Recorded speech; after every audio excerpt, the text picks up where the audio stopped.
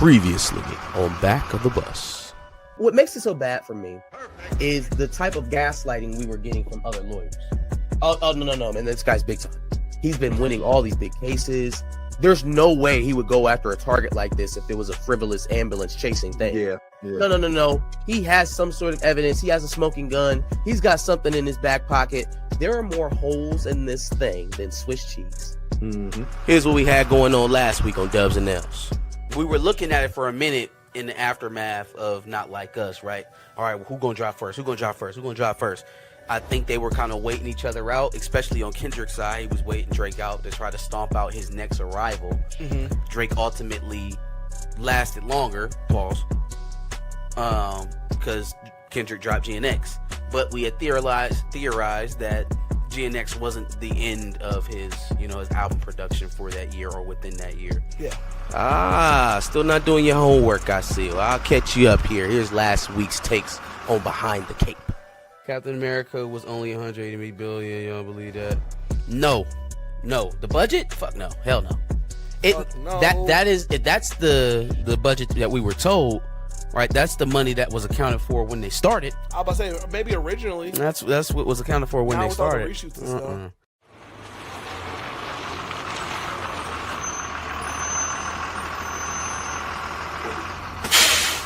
Previously on Back of the Bus. What makes it so bad for me is the type of gaslighting we were getting from other lawyers.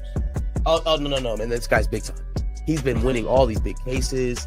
There's no way he would go after a target like this if it was a frivolous ambulance chasing thing. Yeah. No. He has some sort of evidence. He has a smoking gun. He's got something in his back pocket.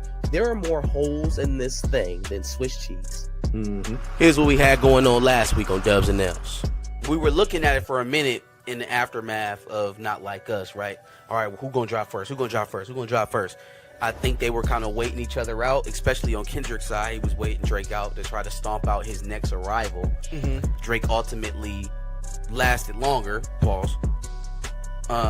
because Kendrick dropped GNX. But we had theorized that GNX wasn't the end of his album production for that year or within that year. Still not doing your homework, I see. Well, I'll catch you up here. Here's last week's takes on Behind the Cape. Captain America was only 180 billion. You don't believe that? No. The budget? Fuck no. Hell no. No. That's the budget that we were told. Right, that's the money that was accounted for when they started. I was about to say maybe originally. That's what was accounted for when Now they with all the started. reshoots and stuff.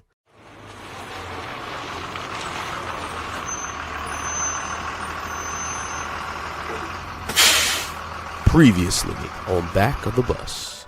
What makes it so bad for me is the type of gaslighting we were getting from other lawyers. Oh, no, man, this guy's big time.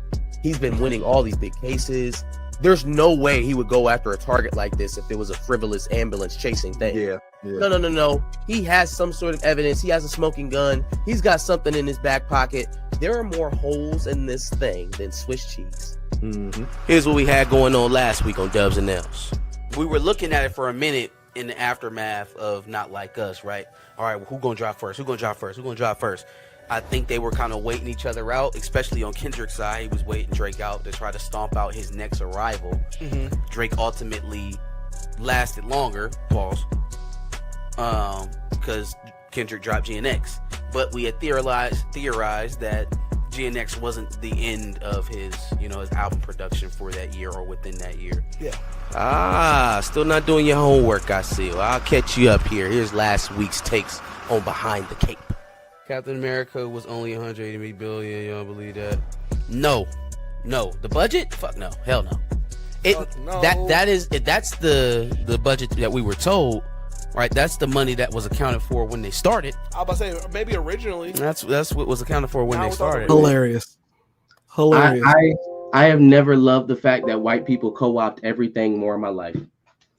I mean, that was pretty funny. Never loved the fact that they co-opted everything more in my life. Shout out Especially to when SNL is so hit or miss. That Well, was yeah. it. That was it. Yeah, for Creme sure. de la creme. That's the way the ice off. Woo! What up, folks? What's going What on? up? What up? If you haven't noticed, Yeah. Marcus got to give me 6 feet.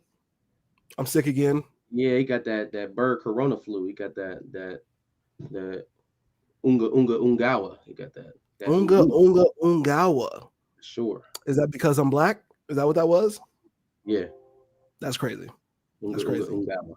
Yeah, Anyway, on that note, Mo Fly, Pope For Tay. some reason, he caught it. I don't even know how that's possible. That's crazy. Anyway, Marte, Jason Worshner, Mo Fly, DeMarcus Vaughn, What up, Johnny Olden, Zane Beto, What up, JL? Cameron Taylor, Black Claw 2, Kay Wilson, Professor Film Fan, Groovy, Felix, what up? Appreciate y'all packing it in, man. Go ahead, smash that like, see if we can draw some more people in. Facts. All right. It seems like everybody's already ready to talk about Captain America. I'm not even going to get to talk about it yet because I haven't seen it, but I hear there's ways for me to see it. There's always ways for you to see it. We can let the chat tell us, if they've tuned in, see if they like it, see what they thought of it, give their 2 cents. I wouldn't mind it. Try to stay light on spoilers when we get to that point of the conversation for those who haven't seen it. Well, I will say this. If there is a link, I have a free Monday. I'm more than willing to see it. So I know no such thing, but yeah, I'm sure I have a free Monday and I can do nothing because I'm sick. So just look at that. You just look on the internet, man. You'll find it. People know where to go. Sure. I know one place to go. Just saying. Anyway. All right. So first of all, you're going first for W's and L's, right? I'm cool. Could y'all see Jonathan Majors playing Red Hulk? I don't think that'd be his jam. Yeah, nah. I'd need him to get something because first of all, there's something else to playing Red Hulk. You'd also have to play Homeboy, Thaddeus Ross. Yeah, nah. Let's not do that. No more race swaps. No more race swaps, please. DeMarcus Vaughn be waiting with these questions. He'd be like, "Oh yeah, I'm about to hit him with 15 hard-hitting questions in the chat and the comments. I got them all ready to go." I appreciate it, man. I appreciate that. Give us all of those comments for sure. I cut the cap for a bootleg. I was watching off 10 minutes into the movie. Damn. He said he cut it off 10 minutes into the movie? Yeah. Well, you know what? Judging based off of what the rumors were to happen in the first 10 minutes, not that surprised. Yeah, I mean, again, feel free to give your thoughts in the chat. We'll get them up here. We'll have a time where we talk about how the numbers look for Brave New World. So stay tuned, folks. Stay tuned. I just put them bookers in my chain. Peekaboo. 80 corners like a Bobby Dang. Peekaboo. I tell you what, man, there is surely in comparison to GNX, a lack of energy, a lack of damn, did you hear? A lack of you gotta play this. You know what I'm saying? It's been very tamed. Very much. Let's get spoilery so I don't have to go read Wikipedia. That's crazy. Don't look. We keeping it tamed for those who still want to go enjoy their time at the theater. No. That's an experience in itself. I would never rob someone of that. Read this comment. We got Cat 4 is taking more hits than Travis Hunter's girl. We forgot about Travis Hunter's girlfriend. I don't think we ever even talked about her on here. We barely talked about it. Let's leave the relationship with that. It's kind of one of those topics that just eluded us. Yeah, let's leave it where it's at. We're going to talk about this, but it's just so funny that so much more happened this week. You are already on the clearance rack. That's funny. So much. Anyway. Whenever you are. I'm echoing. Yeah, you are echoing. Is that you? I don't think that's on my end. Nope. I got everything muted on my end, sir. Oh, well then let me turn this down then. I was prepared. Feel me? Yep. Yep. How's it sound, everybody? How we sounding? I saw it on bootleg in great quality. It was mid. The leader was weaker than Red Skull as a character. You definitely need to watch Falcon and Winter Soldier series. Well, luckily got that covered. If you haven't seen the recaps, they're still somewhere in a playlist on our channel. Yeah, I was gonna say, at that point we were still reviewing Marvel content. But as you see, for our older squad homies and new that we've been gaining here over the last couple of months or so, completely doable without reviewing that filth. So facts. Very big doable. Facts.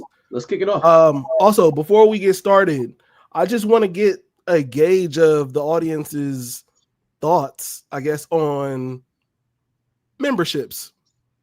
How do y'all feel about that? How do y'all feel about channel memberships?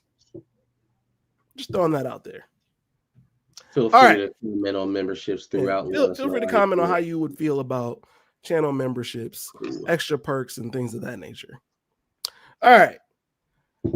Behind the Cape. There we go. Or maybe not. No, go. We're good. Yikes. So we've been talking about Scary Movie 6 because obviously we got the news that the Wayans brothers are behind it. And the one thing that we for sure needed was Anna Faris and Regina Hall behind it. There's rumors out there that they are negotiating for their roles in Scary Movie 6. Let's get it done. See, that's all I needed. That's literally all I wanted to hear was that they was on the thing, they was on the phone. Hey, look, Anna, Regina, listen, this is what we gonna do. We got this set up for y'all. This is the salary. This is when we shooting. Let us know how we can work it out. That should be the only conversation. How can we make this work with your current work schedule? When can you get in here? Anna Faris, I believe, last thing I seen Anna Faris on was Mom, which is a very underrated sitcom. One of them sitcoms that I can actually watch where it doesn't have to be the white picket fence nuclear family for the characters, so it kind of adds some realism to it, some real world. Sometimes sitcoms feel a little bit too gooberish, a little bit too bigger than what real life actually kicks out to you. Mom was one of them ones that it felt like a real person on the other side. But in any case, that shit was canceled years ago.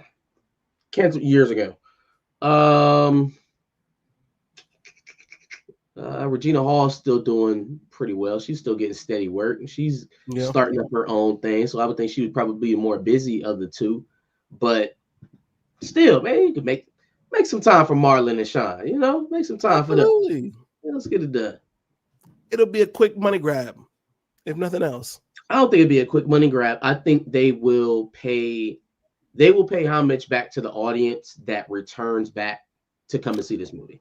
And so if that marriage comes together the way I think it will, I think it'll exceed a lot of expectations in terms of box office. So I didn't mean in connotation of like the negative, like, oh, it's a money grab. We're just going to get the money and run. But it's a quick bag. Let's say that. Okay. Speaking of casting, Euphoria supposedly has some confirmations as to who's going to be in their season 3.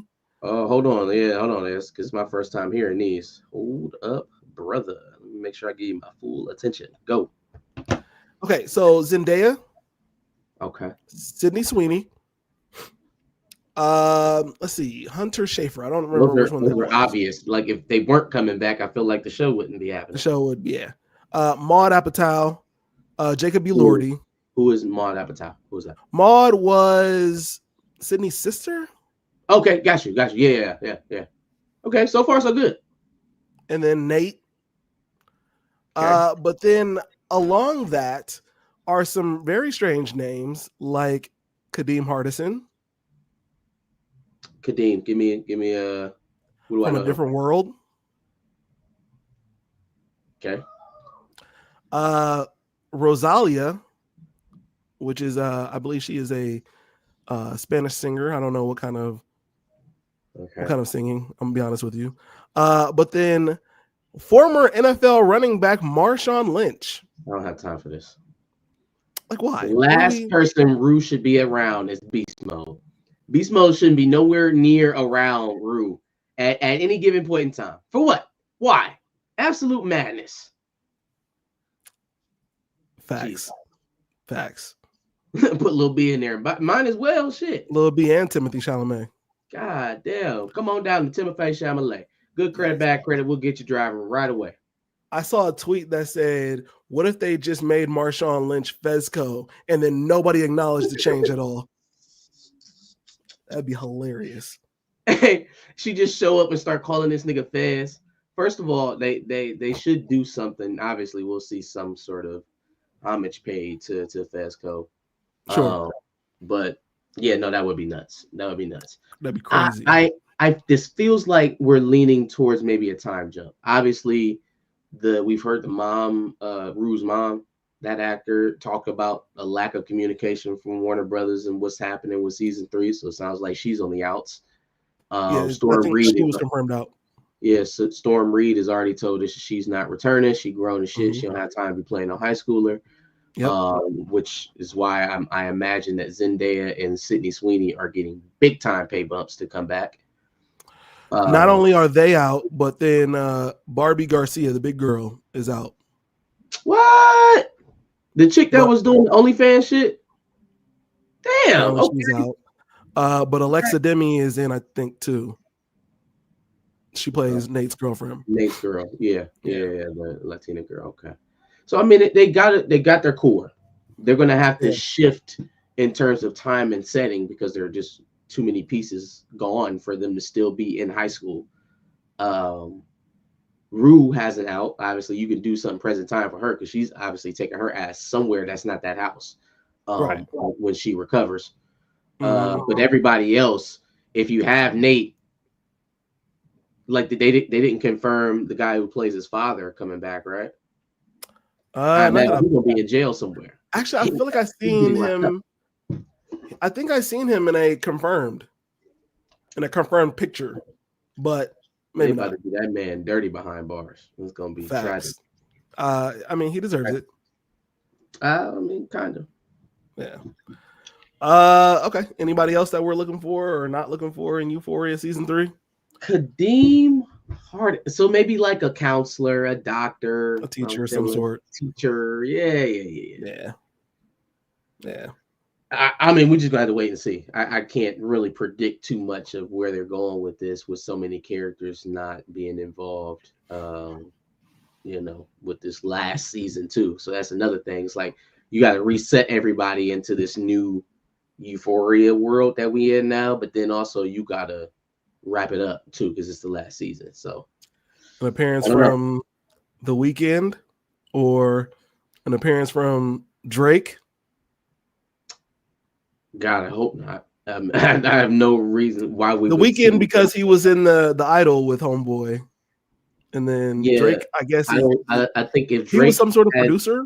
Yeah, I was gonna say I think if Drake still has any power on Euphoria, he's going to exert it to make sure that Homeboy doesn't end up anywhere around that production. And then Drake got some more stuff to figure out. We'll talk about Drake later, but he got things. He got issues. He got stuff to contemplate. Thoughts to go through.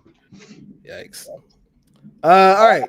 Vince Gilligan working on psychological sci-fi thriller on Apple TV, and he compared it to E.T. Vince Gilligan, that is the creator of Breaking Bad. I'm excited for his next at bat. I like his work. Obviously hit that one, Breaking Bad, Better Call Saul.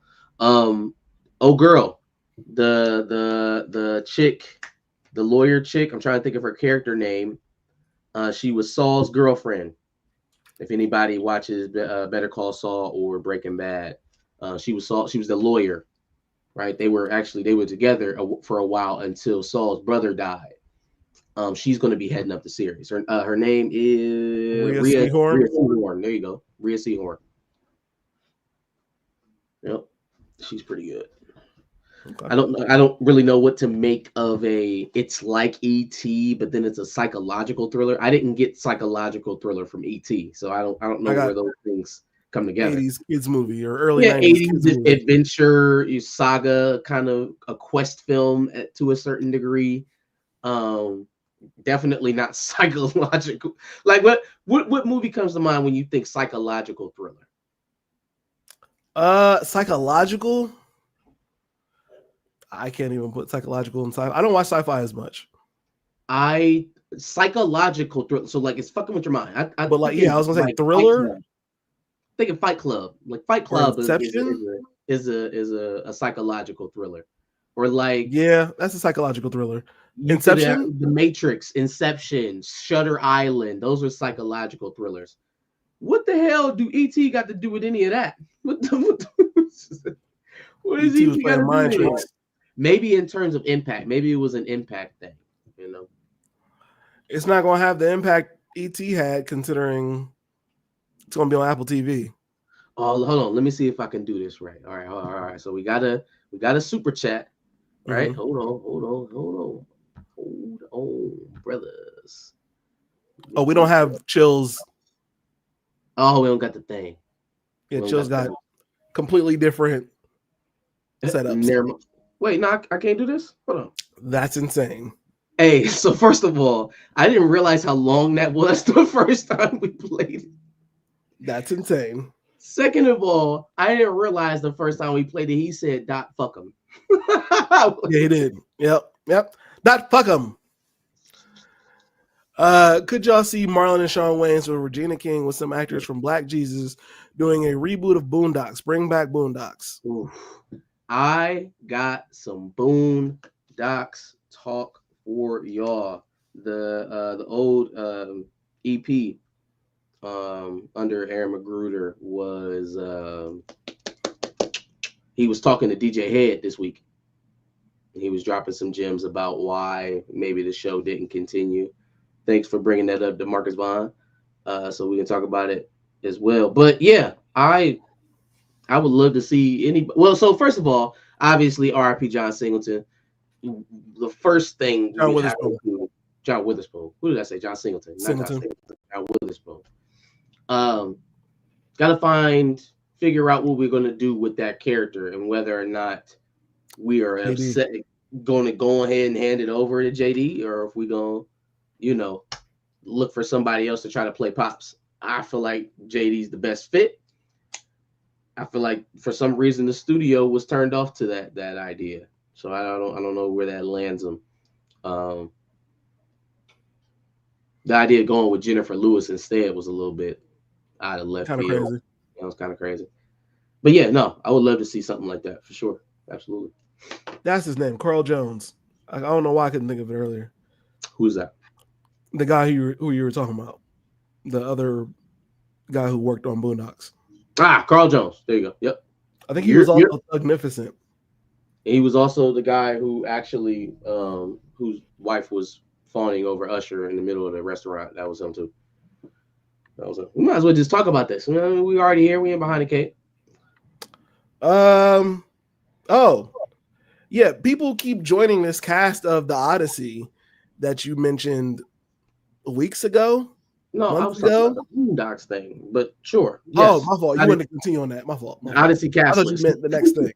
No, yeah. So the other gem that came out of that Carl Jones interview, he was talking about why ultimately the show kind of dissolved. We all know that Aaron Magruder left the production, and then everything after season 3 just kind of shit. After that, it just kind of dissolved.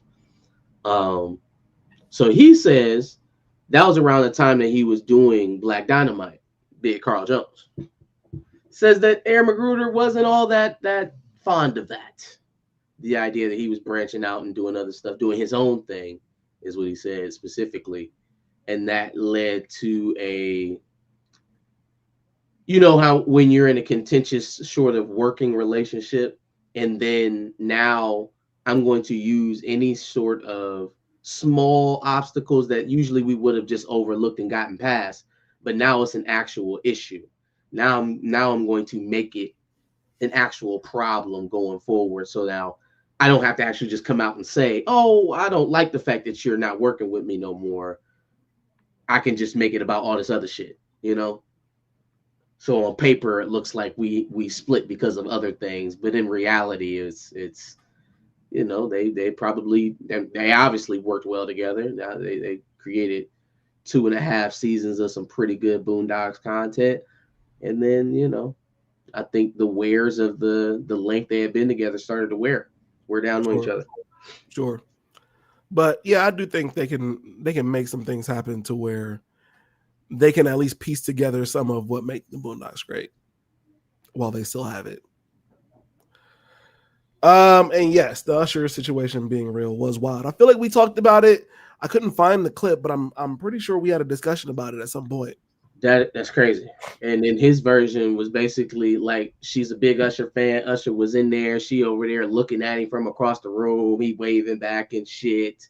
So then they get up to leave, and she's nowhere to be found. He like, where did my wife go? Where did she go? And then she's like waving them over to Usher's table because she's come back. Usher's here. Come back. Usher's here. Come on, y'all. Come back. So if all of that wasn't embarrassing or bad enough, now they all around the table. They all sitting there talking to Usher. They're getting introduced. She gets to her husband, Carl Jones, and said, "This is my Carl." My man said it was a rough ride home. DJ Head said, "Y'all rode home?" Right. I'm where is that? I'm like, y'all rode home together? That's crazy. Hey, Mr. Raymond, she's with you now. She belongs to you. Yeah. She forgot who you was. Got all Couldn't of even take 2 seconds to look down at her ring like, oh. Got completely out of her skin for a second. Why are you choking yourself up not to say husband? Whew. Crazy. Okay, you better hope he take you to that hotel. Facts. Hope this works out for you. Yeah, I was about to say. Well, they're no longer together. That was his now ex-wife. So, well, there you go. Safe to assume. I don't think it worked out with her and Usher. Yeah, I don't think it really worked out. Aaron got that. You work for me and him. That's crazy. A little bit. Imagine Corey Holcomb in Boondocks. That'd be hilarious. Your wife having a celebrity crush is a big red flag. I feel like a lot of wives have celebrity crushes. I don't think it's a red flag. It's only a red flag when you're a groupie. See, like a fan, we're all fans of stuff. We're fans of celebrities. We're fans of athletes. That's not anything concerning. The concerning part is groupieism. Like, I'm going to stand out in front of a building for hours on end to see this person. I'm going to send them things. I'm going to regularly check their fan page and shit. I obsess about parts of their lives that aren't normal. Or I created that fan page.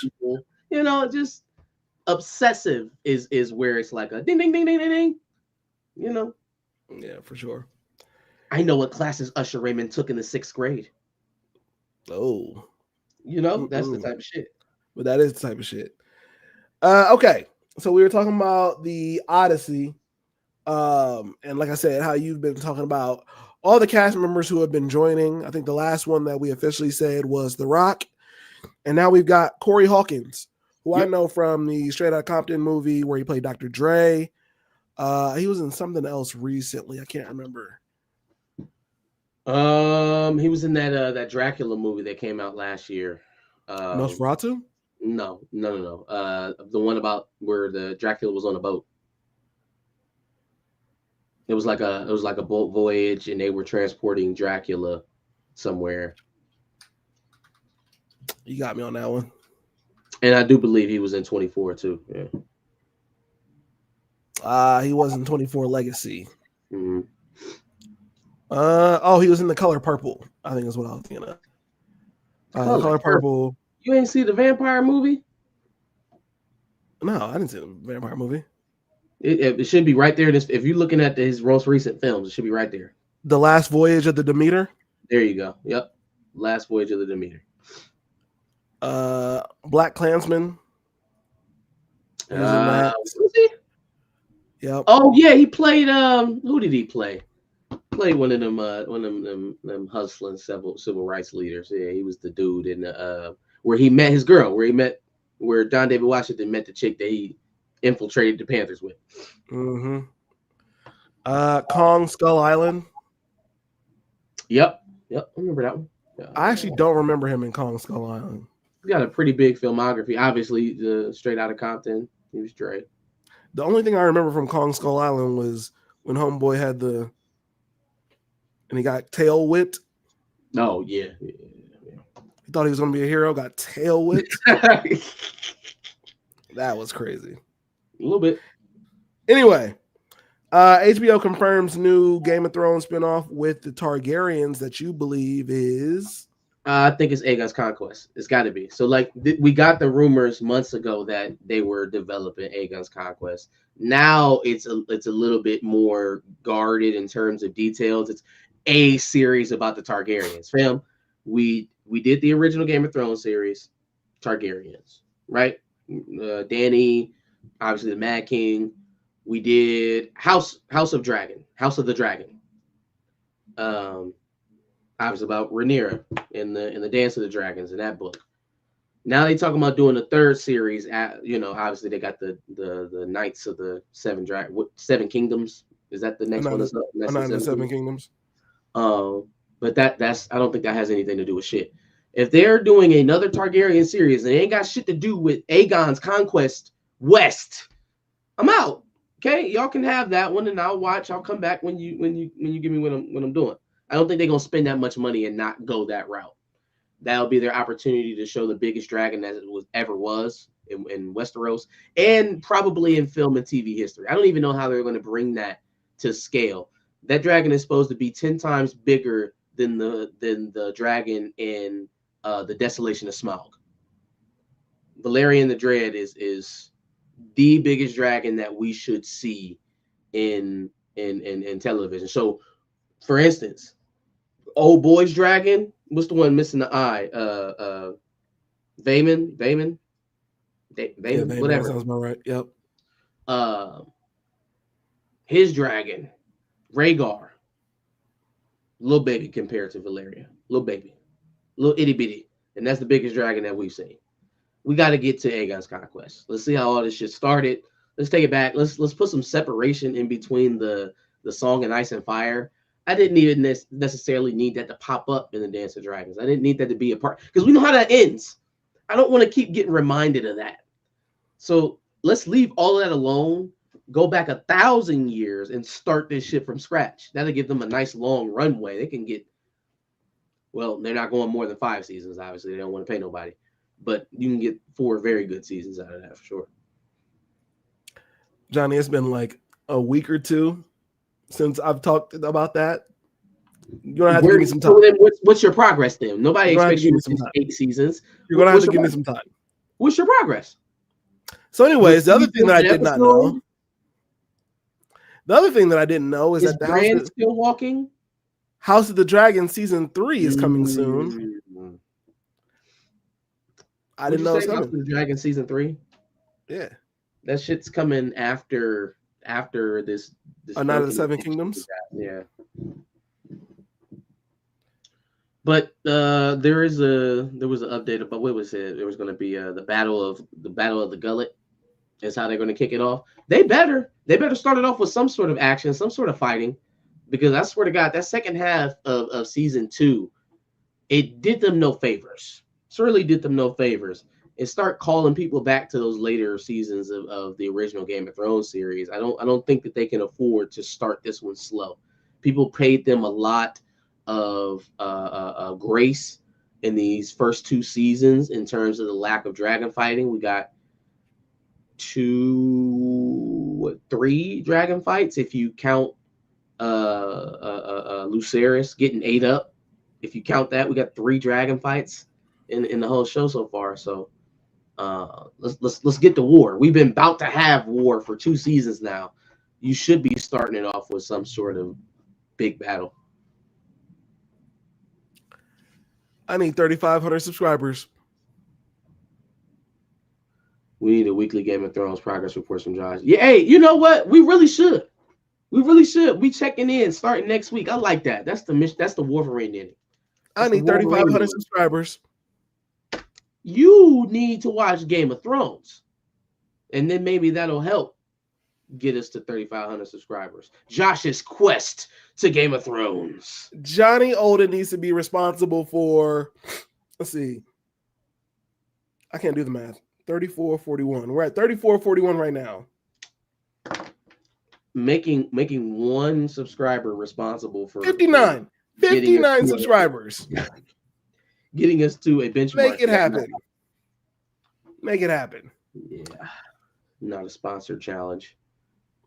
Anyway. You watch Cobra Kai too, apparently. Kurt Minus says. Cobra Kai is over, isn't it? Gives you all the more reason to catch up.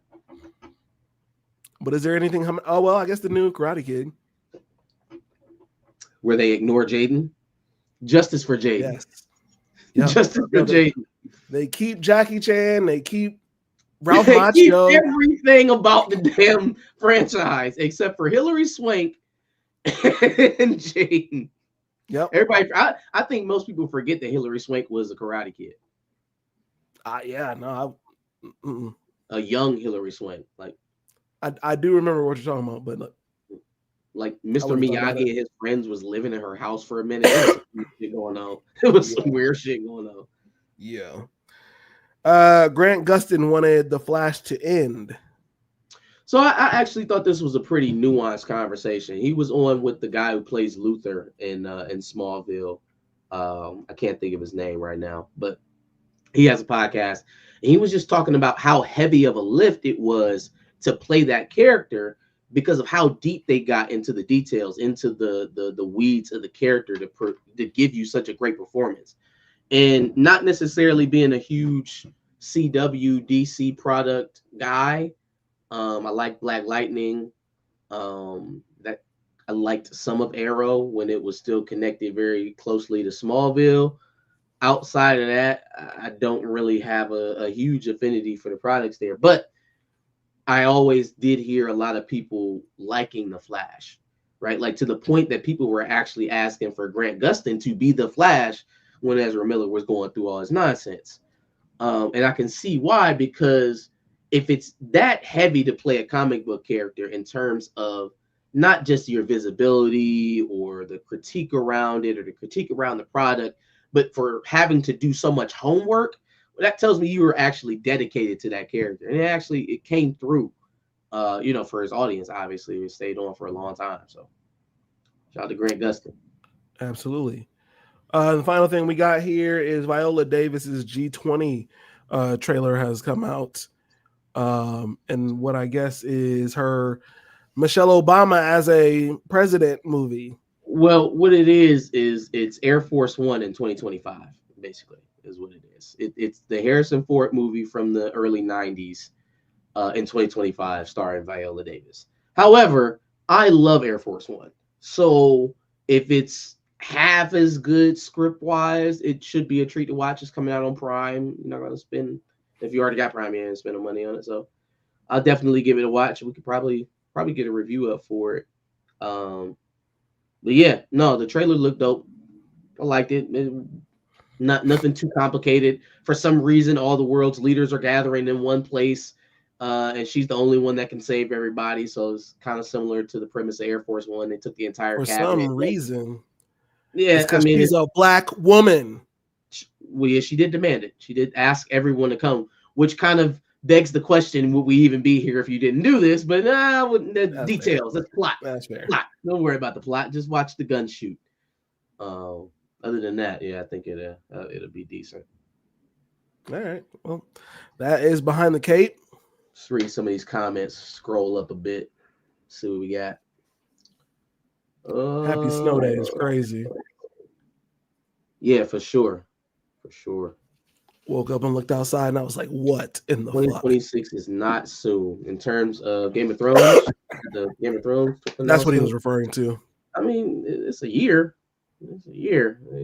I know 2024 is sped past. So next thing you know. Yeah, the weekly Game of Thrones. We're gonna stay on that. We're gonna stay on that. You gotta pay me. Cobra Kai is good, but Cheesy good. It's okay. It's all right. I haven't even seen the Cobra Kai ending, and I probably agree with you. It's kind of hard to outdo the suckfest that was Game of Thrones season 8. It's okay. I'm not a fan of Viola Davis' face. If she's not attracted to you, I guess it is what it is. She does have a very strong disposition. I always found it hard, like when she was in How to Get Away with Murder. I thought it had something to do with the way they dressed her, but she was just like, they was obviously trying to make her like put her sexy on in certain places, and it just was like, man, you strong, you just strong, you about to beat the nigga up and take him upstairs.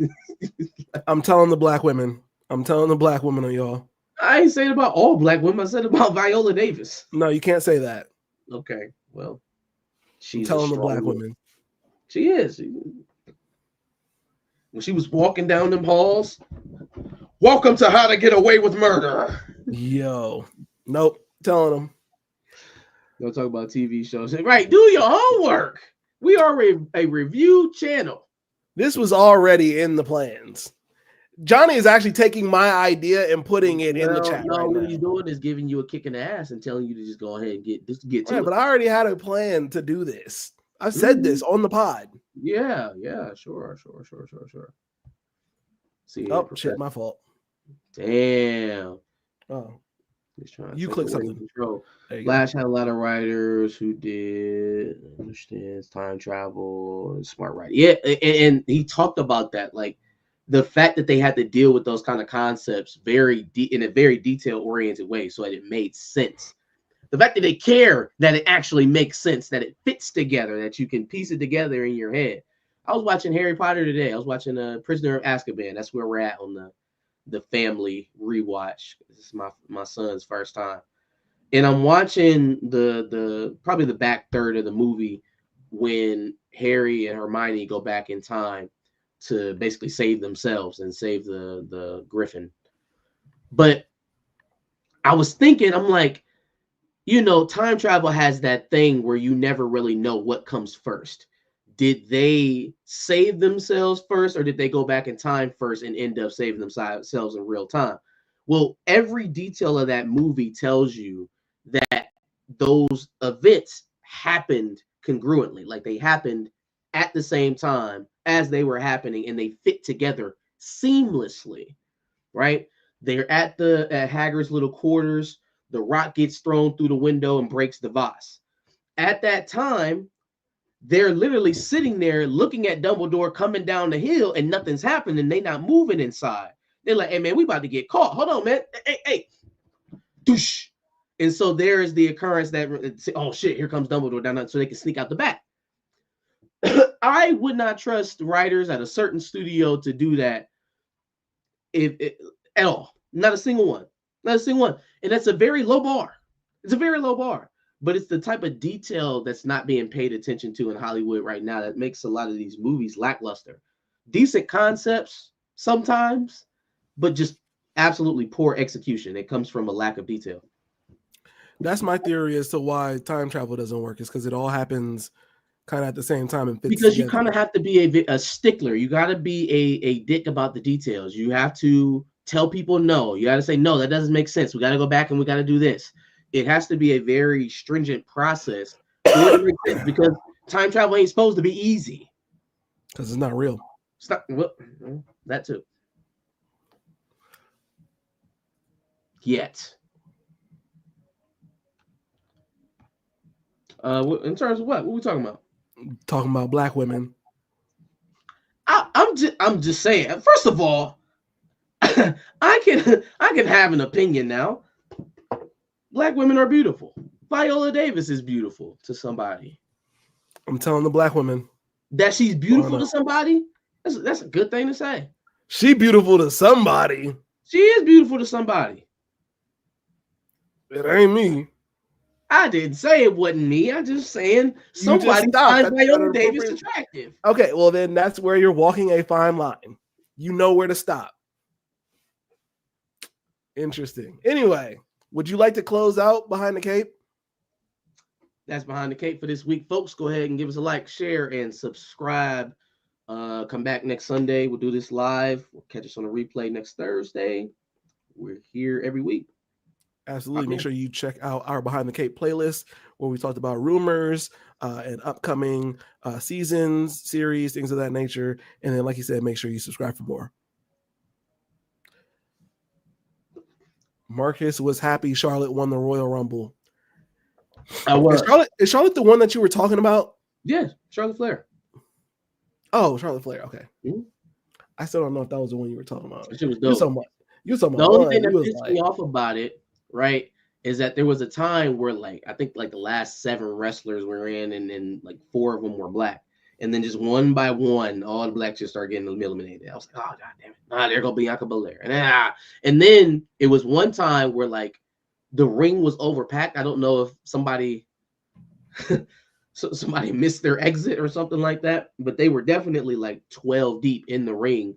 So they start getting these like cluster eliminations. It was like 4 or 5 at that time. I was like, oh, well, I would have liked to see an actual elimination. And then there at the end, it was Charlotte versus, was it Bayley? Somebody at the end. But I basically knew Charlotte was going to win by like the last maybe 4 competitors. It felt like it was like, all right, yeah, here we go. Let's do this shit. Charlotte Flair at WrestleMania. I wonder whose belt she's gonna go after. Who do y'all think, wrestling fans? Johnny is a sick individual. Who is that? Viola Davis, Nutella Skin.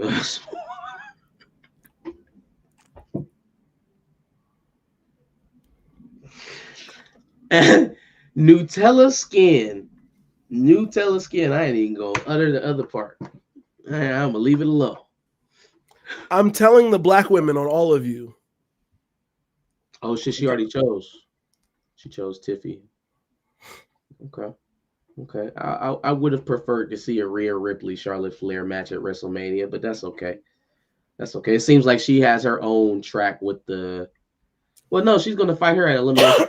Asian chick that she got eliminated by accident. I don't know what Rhea Ripley got going on for WrestleMania, but we'll see. All right. Before Johnny says anything else crazy, you want to get started on W's and L's? Let's get it. W's and L's. Actually, do something with the lights. Hold on. BRB. That's crazy. BRB. Anyways, yeah, I think that's gonna be my new thing because I'm seeing chat get a little Trump supporter-ish with the rhetoric about black women. You gonna stop it? I'm gonna tell the black women. I am going to tell the black women on all of you. Yeah, make Trump supporters because they don't like on all you bitches. They don't like Viola. I mean, we respect Viola Davis. Viola Davis is like joke. I'm kidding. Like your auntie that makes the best cornbread. You know what I'm saying? She got all the food, all the snacks. Why she gotta be at her house and stay the night anytime? She your favorite auntie. Why she gotta be auntie? What if she don't want to be auntie? Well, she's auntie. This is crazy. This is just a crazy comment. What is it? Orange is the new black. I don't know what we're talking about there. I think he's talking about Trump supporters. I'm putting cases on all you bitches. There we go. She doesn't have to be the mean auntie. She doesn't have to be auntie if she doesn't want to be. I'm telling the black women. Yeah. It's getting dark, so I'm just about to, close the shades. Turn on a light. All right, you good? Been ready. Okay. W's and L's, the weekly recap show where we give a dub to the things that we like and an L to the things that we don't. It's on you. Boom. All right. I actually have quite a bit of dubs this week. So that's great because I don't have much of a list because I've been sick for half the week. Did your hand get sick? Like you start sneezing out of your fingers, or why would I sneeze out of my fingers? I'm just trying to figure out why you couldn't type or write. That's all I was asking. I typed and wrote. Oh, did you? What energy I had, I put into the podcast and posting videos. Got you. You know what I'll be doing when I'm sick and I'm laying down? Watch TV. watch stuff, Nah. binge old television shows that maybe I have to Nah. get to. Oh, I did watch one TV show, and we'll talk about it. You'll hate me for it, but it's okay. All right, here we go. First We'll dub have to I talk got. about it. We'll talk about it. First dub I got is going out to Drewski. So to my surprise, I was scrolling on Friday and had no recollection that this weekend was the NBA All-Star weekend. Not a single talk about reminder that this was the NBA All-Star weekend. But I seen Drewski at the end when they were handing out the MVP trophy to the celebrity game. Fam, that shit was hilarious. And way to capitalize on a moment and make that shit viral. Did you see that? Mm-mm. Hold on. We about to pull that shit up. I'm about to say, yeah, go ahead and pull it up. Hold on. That shit was hilarious. No, we didn't. What happened? Say we forgot about Invincible. Nah. You'll catch the review. You ain't seen the episode 1 through 3 review? Yeah, it's Yeah, out. look at you. Look at you lacking. Look at you lacking. Just like the intro says, you ain't doing your homework. Facts. And I'm telling the black women that you didn't see our recap. Y'all should snitch, y'all. I've been trying to give him the benefit of the doubt, but he keep talking about he gonna tell. So he might Not to the police, but I will tell black women. same thing. The same thing? Did you just say that? That's crazy. I'm telling them. Man, he trying to snitch so hard, y'all. That's why That's we going crazy. virtually today. That's so crazy. So he can't mess up my situation. Snitching. All Black right, women, cops, same fucking thing. Let's see if I can just Ooh. Nice. Yeah, just get rid of that shit. All right, y'all see what I'm seeing? Yes. Okay. I can't Watch hear it because you're not playing it. Hold on. There you go. Get back. Let's see it from the beginning. You're a little too close to that black woman.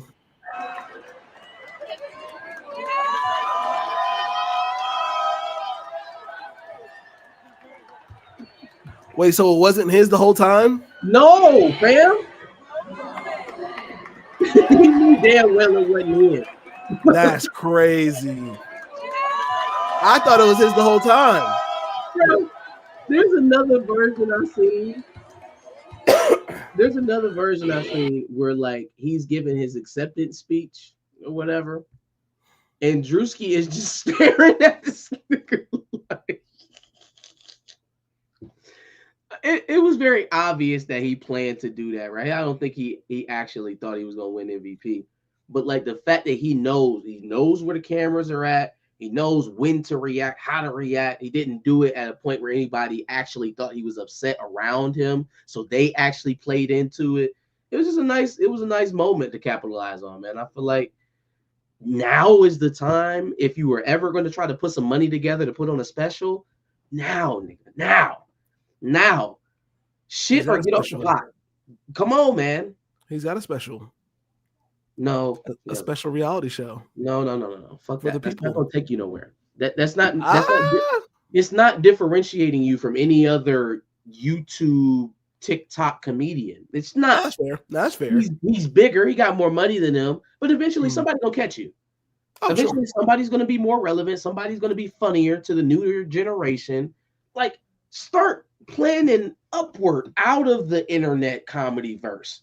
Yeah. Right? Like you have the opportunity to do that. Just maybe he already got this in the works. Maybe I'm speaking stuff into existence. Maybe this summer we're gonna get an announcement about Drewski and Netflix or Drewski and HBO or something like that. That man need to get on somebody's stage and shoot a real life comedy set, a show. In the famous words of Wu-Tang, you need to diversify your bonds, nigga. For sure.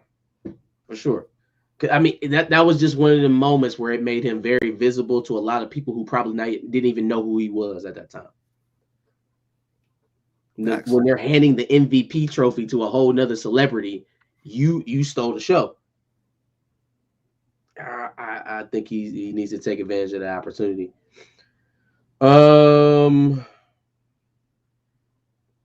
I have no clue what this is. I just have brown written down. No clue. I'm telling the black women. Couldn't even be black. That's crazy. What is this?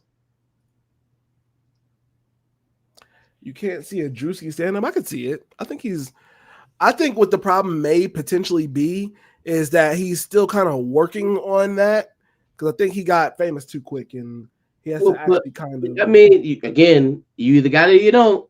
And the only way you can find out if you got it is to do it. You're gonna have to have some, because what's the pivot? What's the move out of internet comedy? What's the move? Movies. Like for Funny Marco, now we doing interviews, we sitting down with people. Can y'all see Drewski doing that? Yes. And he's done it. In the lane is already occupied too. So it's not like he's walking into brown sugar. It's not like he's walking into a lane that isn't unoccupied. You're already doing that. So what's the move? You gonna start acting? I feel like he's already been in a movie. I don't feel like it was a good movie, but I think you should give it a shot. I think it's funny enough. Have some faith in yourself. Next dub I'm given out is to Brown Sugar. Everybody remember the early 2000s movie? Taye Diggs. Sanaa Lathan. Y'all remember that movie? Beautiful black woman, absolutely. Apparently, see, there you go, right? We love black women. Apparently, Drake and Party Next Door are also fond of Brown Sugar. And not just Brown Sugar as the movie, some specific characters from the movie. Josh, you remember what Taye Diggs, his character, what his occupation was in Brown Sugar? He worked for a record label, didn't he? Worked for a record label. You remember any of his artists? Hold on. Yes. Why are you so loud? Jesus. Why am I so loud? Artists? No. It's on my side. Oh. Well, considering I think I've seen what you're talking about. Yes, I do remember. You remember? They had a nice little duo of a black rapper and a white rapper. Yeah. Hold on. A black rapper and a white rapper is crazy. Oh, I want to reintroduce to the audience.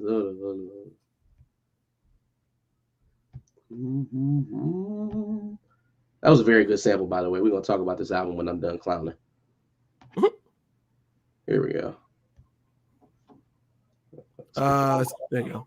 What we seeing is this. Boom. I'm going to be standing there, right? Now, boom. And I'm going to have a white fur coat with black spots, but it's gonna be chinchilla, mom. I'm gonna rock a black fur coat with white spots. You know what I'm saying? We flip it on. Boom. Like the audience, they like, what? I don't know. They don't know. They get it? Yo, white with black spots. You know what I'm saying? Like that. Right. We represent that whole unity thing. You know, like one unit. UNIT. Why? Yo, man, that hoe is a hoe. The hoe is mine. The hoe is a hoe. Gotta get that bitch. The hoe is mine. Hey, do you know why this is hitting me so hard today after actually finishing the album? Well, I know why it hit me, but go ahead. There's a line in Give Me a Hug. The man goes, the niggas is hating. The women love it. Do you want to know what he finishes off that bar with? What does he finish it off with? He says, the niggas are hating. The women love it. I missed you bitches. And just they see these niggas in the fur coats 20 years ago, some odd singing. I mean, a very elementary version, obviously, but like just the parody. The jokes make themselves. Yes. I'll tell you why I thought it was hilarious is because try to figure out which one is the white one. Trying to figure out which one is the white one is nuts. It's Drake. So we can talk about the album a little bit since we mentioned them. What were your thoughts on some sexy songs for you? Oh, you don't know my thoughts. I don't think the people want my actual thoughts because I feel like in the comments I've seen, hater. Hey, first of all, we are giving unbridled, unbiased opinions here. Okay? Our opinions should be held above board. Okay, well then, if I can give my honest opinion, I've only listened to it once. I don't even know if I can go back to it, honestly. And I can only really remember, I can remember about 6 songs maybe. And I only thought 3 of them were good. Party Next Door, Deeper, Nokia, and I don't even know if I thought Nokia was all that shit good. Is trash. That's I was gonna say, I don't even know if I thought Nokia was all that This good. is garbage. I think when I heard it, when I heard it, I was like, oh, he's doing something different. But then now I'm like, I don't know if I actually thought that was all that good. No, and then was garbage. It sounded like he was trying to be Kanye West. Yeah, it sounded like some graduation shit. You feel me? That's exactly what to say. I was like, man, this is trying to be what is this workout plan? What is this? Yeah, like it sounded like some shit like that. So I'll hold my thoughts on that. I don't know if I like it or not. But then the last one is Give Me a Hug. And that's the one that everybody likes, but I'll never listen to it again. And for one reason and one reason only. The content? Well, like the stuff that he's actually talking about? Going around and asking the strippers for a hug for half the song is kind of crazy. But I'll even leave that there. Like, it's still a good song. The Aaron Hall sample should have been executed better. Like throughout the album, all these samples are energyless. They're playing in the background. You can barely hear them. The Aaron Hall sample on "Give Me a Hug." That one hit like immediately. It banged. But I didn't like how all the other samples are lifeless, and then that one. But I'll tell you another reason why. I'll tell you another reason why I didn't like that sample. Drake is trying to skirt these pedo allegations, and his smart ass idea was to get another pedo on the sample of the best song on this album. Who we talking about? Aaron Hall got Gloria Velez pregnant when she was 17. Oh, damn. Aaron, fuck, dog. Damn, shit. So smart move. Nigga songs all morning. Damn it. So smart move. Smart move. And he's not even apologetic about it. He's like, man, fuck it. I fuck in front of P. Diddy. Like, Aaron Hall's a wild nigga. Aaron Hall's a wild nigga. Okay, yeah, we're gonna erase that one from the playlist. I was unaware. Yeah, listen to that song again. So I got a solid maybe 4 or 5 songs on here that are replayable. I liked. Hold on, I got the list. I liked Mothballs. Mothballs was cool. I thought Party's mixing on most of the tracks was pretty bad. First of all, Drake dominated the album. That was the first problem that I seen. For this to be a collab album, even the songs that he was on, he dominated the tracks. He's on the hooks, he's on the verses, he's on the hooks, he's on the verses. And then Party Next Door.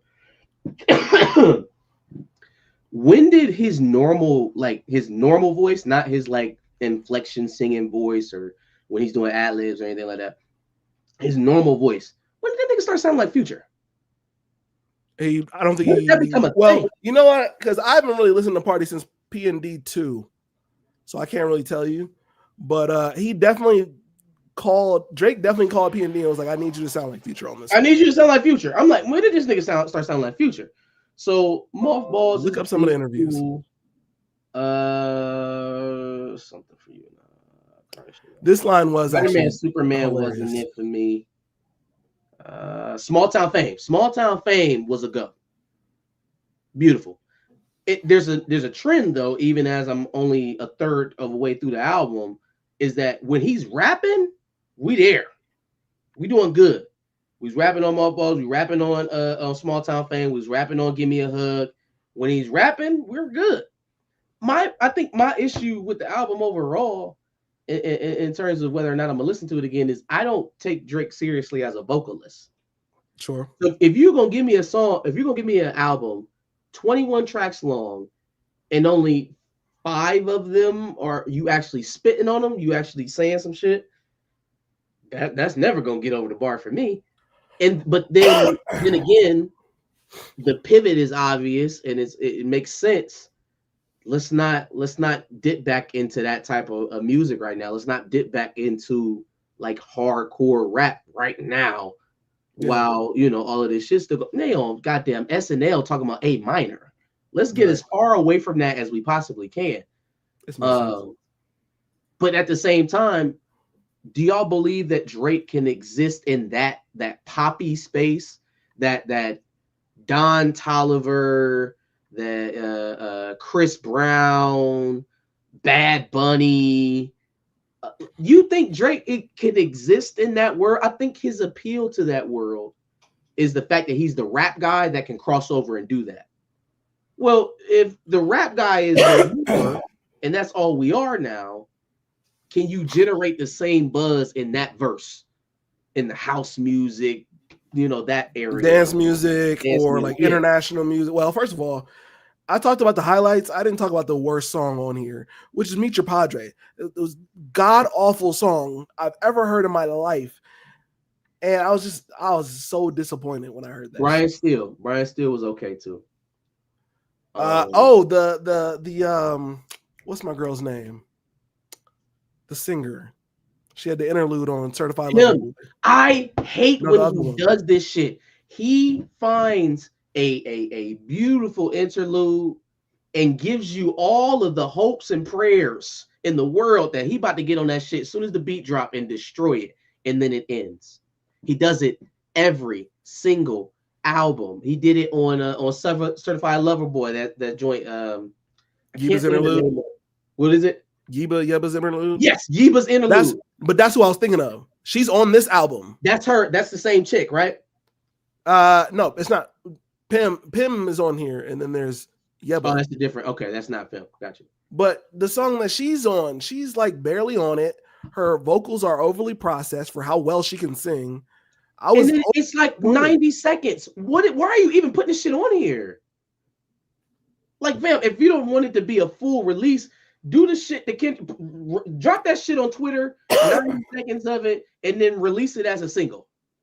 But putting it on this album, hidden in these 20 tracks, nobody's ever going to remember this shit other than actually, music heads go back and go listen to it or heard it the first time and can remember it. But that's not going to stick out to people. Nah, no way. No way. All Mexicans really like Meet My Padre. No way. Hey, listen. If y'all enjoy that Spanish, I'm doing the whole pod next week in Spanish. Comprende? Okay? He'll do it. Don't let him. I will have. You're getting more Spanish, Drake. I'll have Google Translate right here and the stream on the other side, and we just gonna see what the fuck happens. We'll see what happens. There we go. All right. Drake gave Kendrick a whole song on his Take Care album. What do y'all think about that?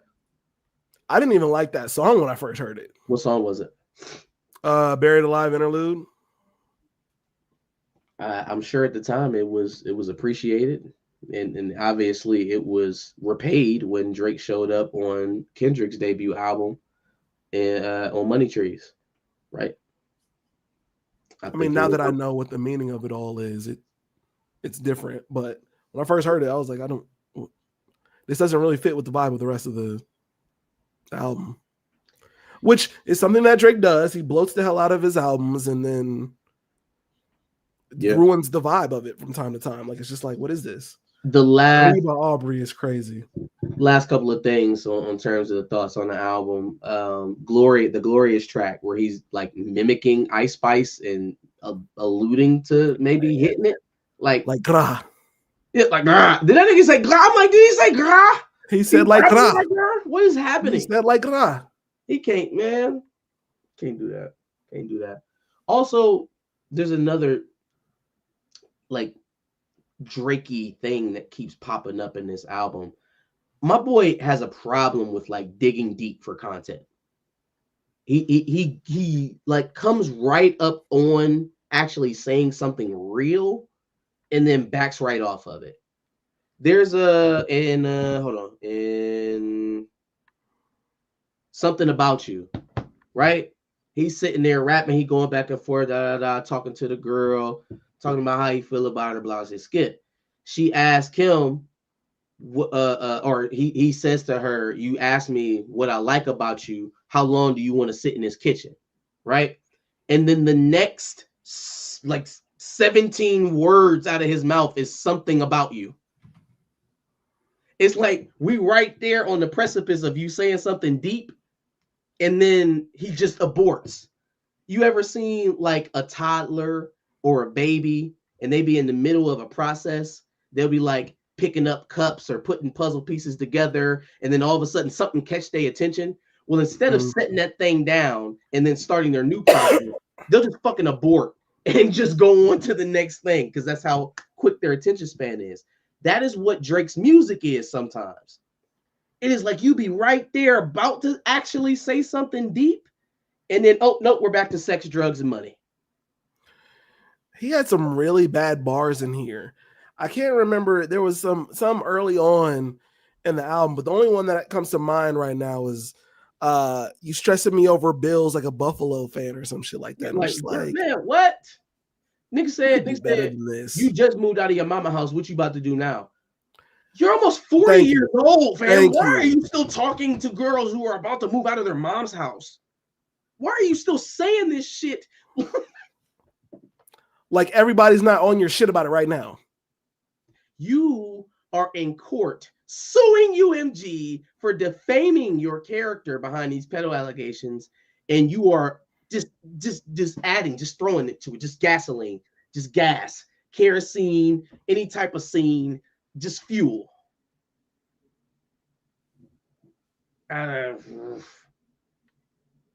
He's a love coward or something.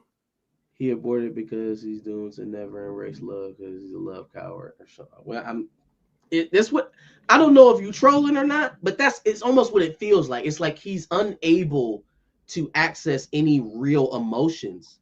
It's almost kind of scary to think that somebody's lived that much life, done as much things as he's done, met the amount of people that he's met, and struggles to like he struggles to give out genuine human emotion. Or maybe it's purposeful. Maybe he's still guarded at this point in his career. I don't know. But this shit feels very hollow, shallow even at times. This doesn't even make sense. Why would he troll at the most pivotal point in his career? I mean, so to a certain degree, he did do that in the middle of the beef, right? When Kendrick told him not to say nigga, when, you know, like he did do that through his bars throughout the beef. I think it would be a mistake to lean into it at this later date. At this point, like that's already been decided. You don't even win anything from going back at Kendrick at this point. Like I think that's also why we getting shots at Joe Budden. Like let me remind people that I can still knock down a little target at least. And even that, you know, Joe's just going to keep using that. So like, what's the point? I mean, he name dropped him, or didn't name drop him, but name dropped him enough. Yeah, no, I got pretty much what I expected from this album. And from the looks of it, the people don't really gel with it too well, besides his core fans anyway. So, oh, Twitter loves it. I don't see it anywhere else, though. I don't see it that much on Twitter. Well, you know, he has his coalitions and his platforms on Twitter. Mm-hmm. So yeah. Hard to gauge whether or not you're actually talking to a real human being, but that's for sure. All right. I'm gonna speed these up just a bit because we're lingering a little bit. Let's go to Rashard McCants. Rashard McCants had a very solid take. Y'all told me Rashard McCants don't have solid takes, so I'm here to prove it to you that Rashard McCants had a solid take. So hold on, let me get it pulled up. No way. Yeah. Let's see how long it stays that way. Just wait on it. Just wait. Where'd you go? There you go. So apparently, Austin Reeves, I don't know if they were at a practice or where they were at, but they got asked about what they do at practice, or how they practice. He got on the subject of playing one-on-ones. And I guess he revealed that LeBron doesn't like to play one-on-ones because he doesn't think it's real basketball. So let me go ahead and share some stuff to you, folks. Teague over McCants is disgusting. Very disgusting. That's nasty. I don't. It's another as a player, yeah, for sure. It's another point where you didn't mention Teague at all. See, I didn't bring him up. It's not me. It's the one Jeff Teague fan in our chat. Fucking matter. One-on-one don't matter because it ain't real basketball no more. LeBron James, the self-proclaimed GOAT, Oh, claims hold on. that I he didn't doesn't realize play. that we had extra commentary here. Didn't Right? actually watch. What was his reaction? Austin Reeves saying LeBron doesn't like to play one-on-one because it's not real basketball. I can see him saying that. That's crazy. Because they don't have a one-on-one They don't game. have one-on-one game. Like that's not his game. Say it again. So first of all, Kenyon Martin immediately laughing, crazy. Brandon Jennings just going along with it and saying, yeah, that makes sense. No, you don't have a one-on-one game.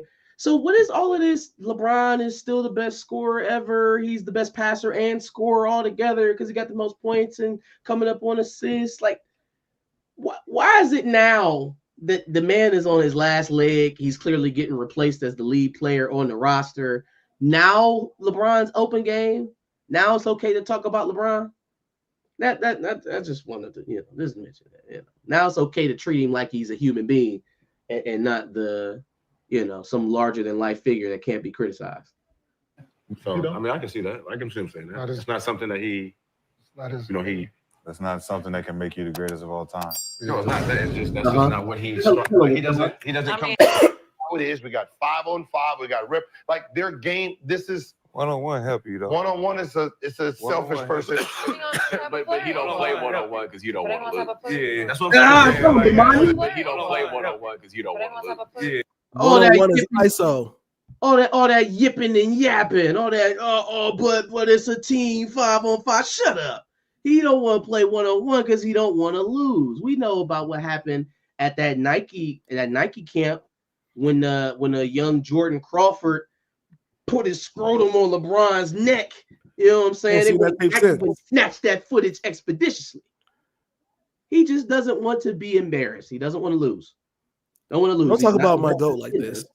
He's not the best defender. He doesn't have a bag in terms of his handle. So if I can't influence the defense with other players, as Gilbert Arenas is talking about, then maybe I can't get past this man as easy as I would in the NBA game. That's a solid Rashard McCants take. Y'all asked for one, I provided it. This is true, but I think we all know that Mr. Swerve on that corner over Cameron any day. Cameron over McCants? Y'all got some serious hate for Rashard McCants. Don't ever be somebody's Rashad McCants. Just don't. Expose the reality of bringing your wives to a basketball game because the players will swipe them. Damn, Rashard McCants got his wife taken? Probably. Basketball is the ultimate team game. So then sure. How does that take away from the fact that a one-on-one game makes you elite? Yeah, basketball is a team game. Absolutely. If you don't have a one-on-one game, you're not an elite player. That's just even true. Football is the ultimate team game. You need multiple positions. You're Sometimes right. You can get away with being a star. Yeah, you're right. You need multiple, like not even just players. You need multiple facets of the team to work in unison for the play to go on. Yeah. Basketball is one player can be a huge star and just overwhelm the whole game. Either way, it doesn't happen very often. This isn't even the conversation we're having. We're talking about one-on-one because if you are the best player ever, like of any other basketball player that's graced the NBA courts, you're the best of all of them. You should take any individual challenge head on, period, whoever it is. Magic Johnson wasn't a huge one-on-one player. You think he'd back down from one-on-ones? No. What are you talking about? What conversation are we having right now?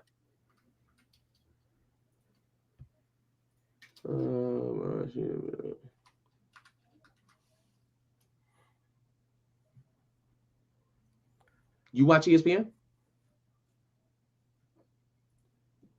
Have you graced your eyes on ESPN since Skip Bayless left? We have seen reporters get fired over questioning LeBron's legitimacy in this league. Reporters, coaches, players. Where do we need to stop the buck? Are we really doing this? We don't have any idea of LeBron's control over the NBA media. Oh no, facts. Cricket is the ultimate team sport. Don't watch a lot of that. Let's go to the L's before I get to my I don't even know what the hell that is. No clue what that toss-up is. Yikes. That's crazy. Yeah, let's get to the L's. Let's talk about Tony Busby. Yikes. The high-profile shark lawyer, who's going after Diddy and all the other sexual deviants in Hollywood and entertainment. He's got a big ass nose.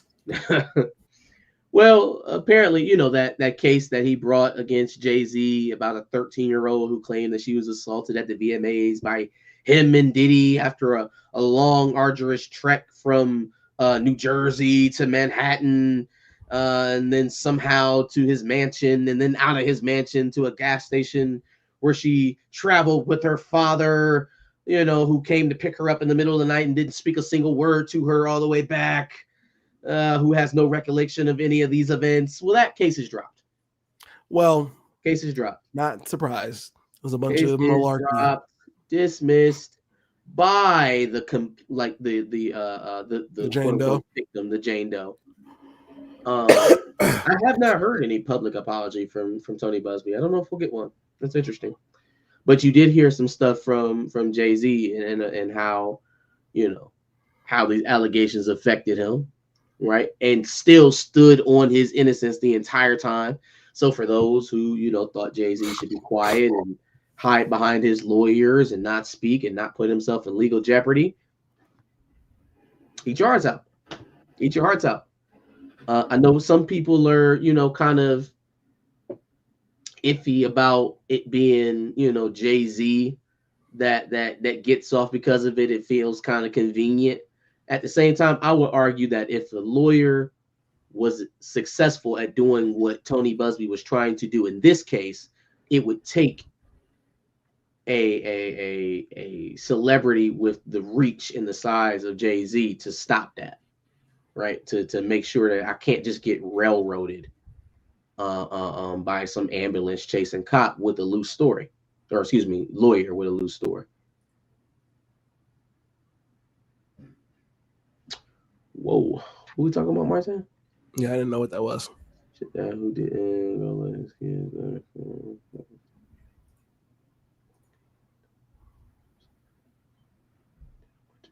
Who is that?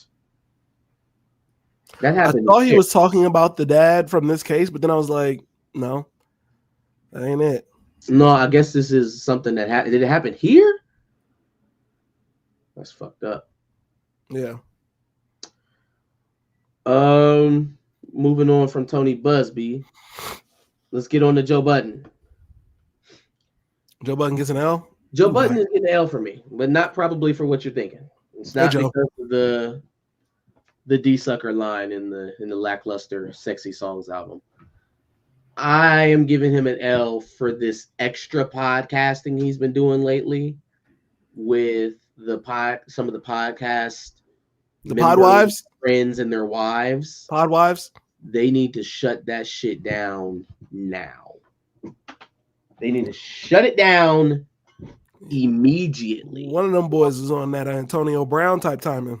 They don't need it gets so much worse than that. I just saw a clip of it. I don't watch that shit. So much worse. First of all, Joe Budden. Let's start with his stories. So the thing that he gets off on is he likes to go to strip clubs with his wife, and they have he has a lube. I don't know what else to call it. A lube that he takes with him and does his work in the company of his wife with the lube as he's watching the strippers. Okay. So I'm already in my mind, like, it's a little much. How many different ways do you celebrities want to lose your wealth? How many different ways do you want to lose your life, become marked as some sort of sexual predator because you trust that people love money more than they love their dignity. Right? Like, you just trust the fact that they'll just not say anything and they'll stay quiet because you have a lot of money and that you're bigger than them. And that they won't ever get smart and say, none of this is legal. If I tell, then I become a big person. Or until they find an opportunity to do so. It's not very legal to pleasure yourself in a public place, especially in a strip club, but he's doing it anyway, so I guess I'll just use that against him in some further litigation. Like, it wasn't bad enough that you just went through this saga that you actually sleepwalking and them trying to, again, mark you as some sexual predator. It's not enough that you got this weird-ass story out here about you playing with your dog's meat. But, like, you're in public places with people you don't know, choking your chicken, and you think because your wife is sitting there next to you, that's okay? Sure, No. But it gets better. Apparently, he got a stern talking to because he goes out and does it without her around. So I can only imagine what he's doing with the lube in the car by himself. Because you've already empowered him to go do it at the strip clubs. Ain't no telling where he's doing this shit at. Disgusting. Somebody come and get this minor out of here. Somebody tell the black women. I don't know what they'll do with that information, to be honest with you. 2 seconds. Talk to the people. Talk to the people. Okay. Who got a weird case? Baca and TD and Joe Budden had a weird case. Just saying. You know, this keeps eluding us. The Justin Tucker shit just keeps somehow, we come in, maybe it's because it's NFL news and we don't really talk about the NFL very often. What was the news today? Because I know more people just keep getting added to the case. Like, bro was like Deshaun Watson. Justin Tucker is a freaky ass nigga. He a 69 guy. Freaky ass nigga. He a 69 guy. Now, y'all talk about him and y'all do him exactly like Deshaun Watson and like y'all didn't do Robert Kraft. Y'all make sure y'all light his ass up just like y'all did Deshaun Watson. Yeah. But yeah, it's like 6 more cases. Yeah, it's crazy. Today? Yes, today. Jesus. Today. Didn't he have like double digits the other day? Yeah. I could have sworn he had a crazy the news. I found out about this last night. I didn't know Justin Tucker. First of all, the kicker. This may just be an NFL thing, dude. It may be like how NFL players get their jollies off is through the massage services so that they're protected. They don't have to, deal with Instagram models who are going to expose them and shit like that. They probably just go to the masseuses. But then some of them get misused and they go too far. And once again, they get smart. Like, well, that surely wasn't legal. And if I tell, he'll have to pay me a bunch of money. Read this comment. Why is AFC North so sexually harassing? Shout out to the Bengals. Who they? Oh, the man. Bengals being the last clean team is crazy considering the Bengals are never clean. Don't disrespect. Did you see who Taylor Rooks was out with here this past week? Black man. I can't remember. I saw, but I can't remember. It wasn't a black man. Oh, it wasn't a black man. Oh. It was Joe Beasy. It was Joe Burrow. I did not see that. She was caught out having drinks with Joe Burrow. Oh, no, I saw she was sitting next to him. Was she only with him? I seen an arm around the back of the chair. They both had drinks in their hands. So I assume, maybe I'm assuming too much. I saw a picture and it kind of seemed like, they were sitting next to each other, but it almost, to me, seemed like maybe they were just sitting next to each other. But if there was other angles of it, I did not see anything. Hey, Joe Burrow been in Cincinnati a long time. I will tell you, there is a very stark difference between the white women and the black women there. So, yeah. He would know. He's from that area, isn't he? Not very hard to imagine that he's acquired some other. The man was in New Orleans. He goes from New Orleans to Cincinnati. No. Come on, man. Travis Kelce 2.0. LSU's not in New Orleans. I'm sorry, not New Orleans. Louisiana is what I meant to say. It's in Baton Rouge. So yes. Baton Rouge. Yeah. Don't read. Let's, anyways, I'm telling the black women. Roomba is getting an L from me, and not just Roomba, but these AI cases that we've been coming up on. So Roomba, first of all, everybody knows what Roomba is. It's the self-operating the robot vacuum system thing. You know that thing has a camera on it, not just sensors, not just motion, but a full operational camera. Well, those feeds do go to individuals who are reviewing and checking for abnormalities and whatever. They review the footage. Apparently, Roomba got hacked, and they released the footage to a bunch of people sitting on the toilet, a bunch of people getting dressed. There were like entire video files that got released on the internet of people like literally just taking a shit, getting dressed, in the shower, walking around the house. So obviously brings up some data privacy concerns and all of that. But also within it is AI, right? Because that's part of the integration, I think, that led to this breach. Mm-hmm. They've been doing some stuff. I forgot who the company was that were running these studies on an AI program. They were running tests on it. And so what they were doing is they were asking the program to delete itself.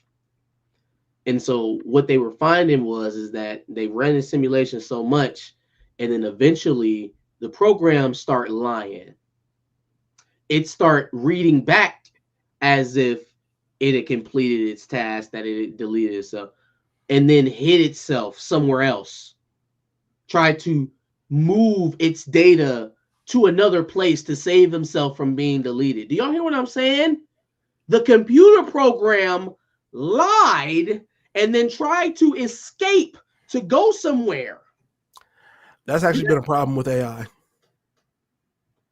Like AI lying, yeah, that's been a thing. They put in AI in our phones and all of our devices, all this Starlink shit that we about to be having in all of our rural areas, bookending the urban areas.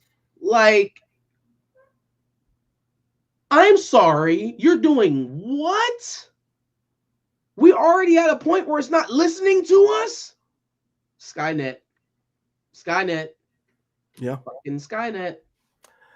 And then one of my L's is going to be to Apple. Apparently, they're working on AirPods. It was a slip of the tongue. That's crazy. Apparently, they're working on AirPods with cameras. For what? Why would I need a camera here? What in the world would I need that for? Okay. You want that so that you can take pictures of everything on the outside. I don't need that. Don't put cameras on my AirPods. But here's the thing. They're already doing it on a much larger scale because everybody loves TikTok, right? And everybody buys shit off of Temu, right? And everybody loves the clothes on Shein, right? Well, all of those apps take geographical and other type of maps of you. They got a way to map your habits. They got a way to map your destinations, where you travel. They got a way to get to your schedule, who you talk to. All of it. Yeah. Like, this shit is it. And now, with all these companies racing to have themselves powered by AI, how big of a excuse me, a step is it in between? Well, damn, we got everybody's data. We know where everybody's at.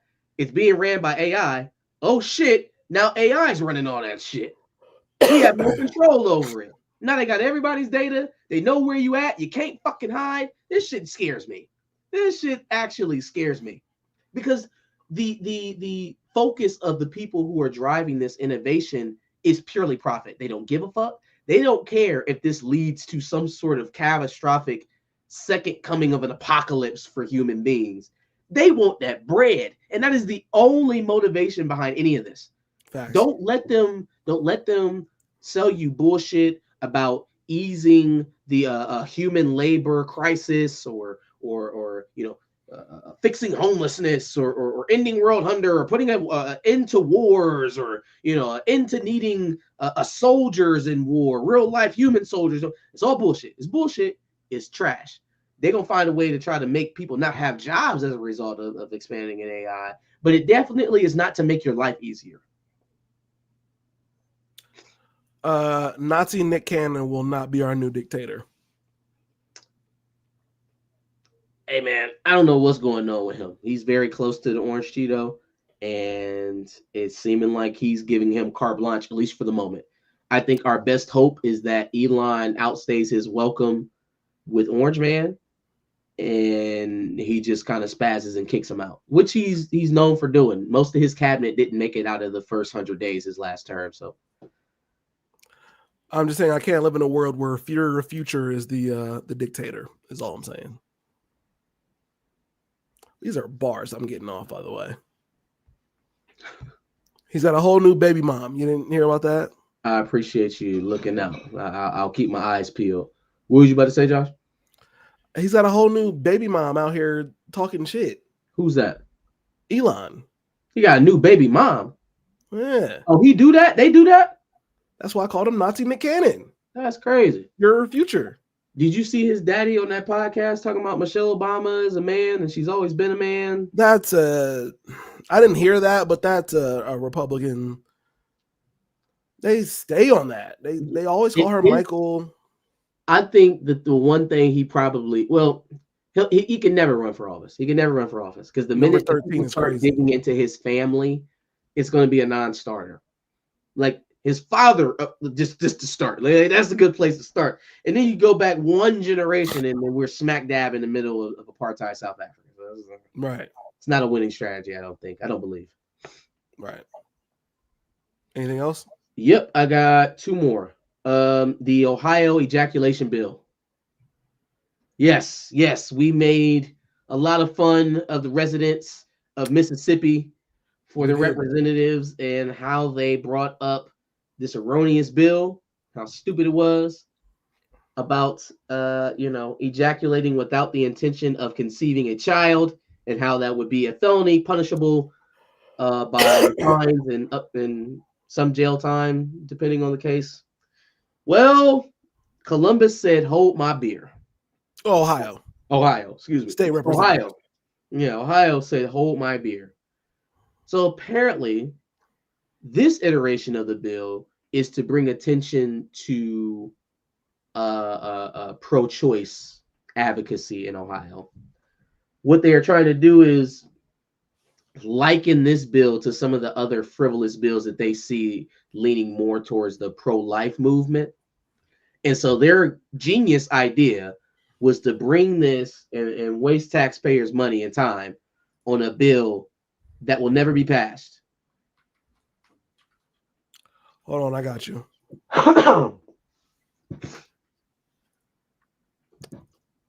Yeah, I don't know what's up with Ohio senators. We got the jack off bill. We got the don't plant your flag in my backyard bill. Wilding.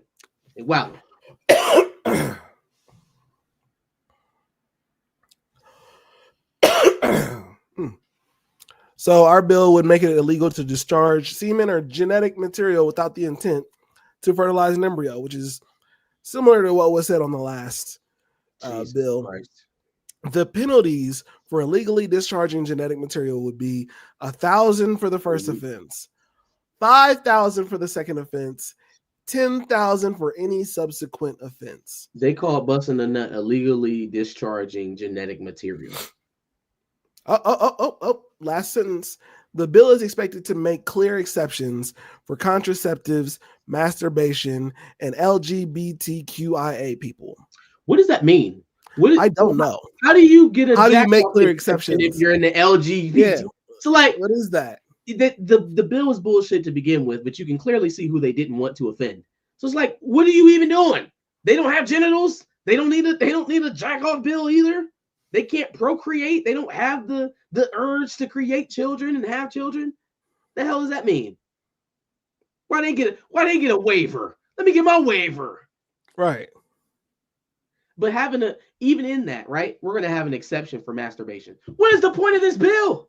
Why are you doing this? Why are you embarrassing us right now? We're gonna charge $1,000 at the door to cover the difference. Hilarious. Holy shit. All right. Last L I have is going out to Kai Cenat. Kai Cenat. Strike 2, buddy. Strike 2. Okay. Strike 1 was that whole, you're just black. You're just black. You're not Trinidadian. You're not Haitian. You're not Jamaican.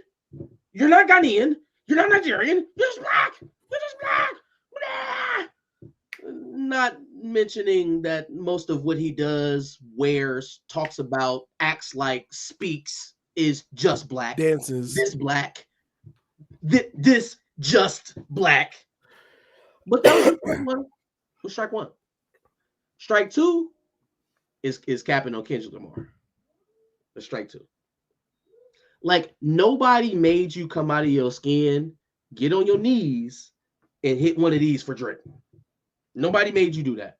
In fact, the nigga named you in his lawsuit to over at AMG. It was the one that got dropped.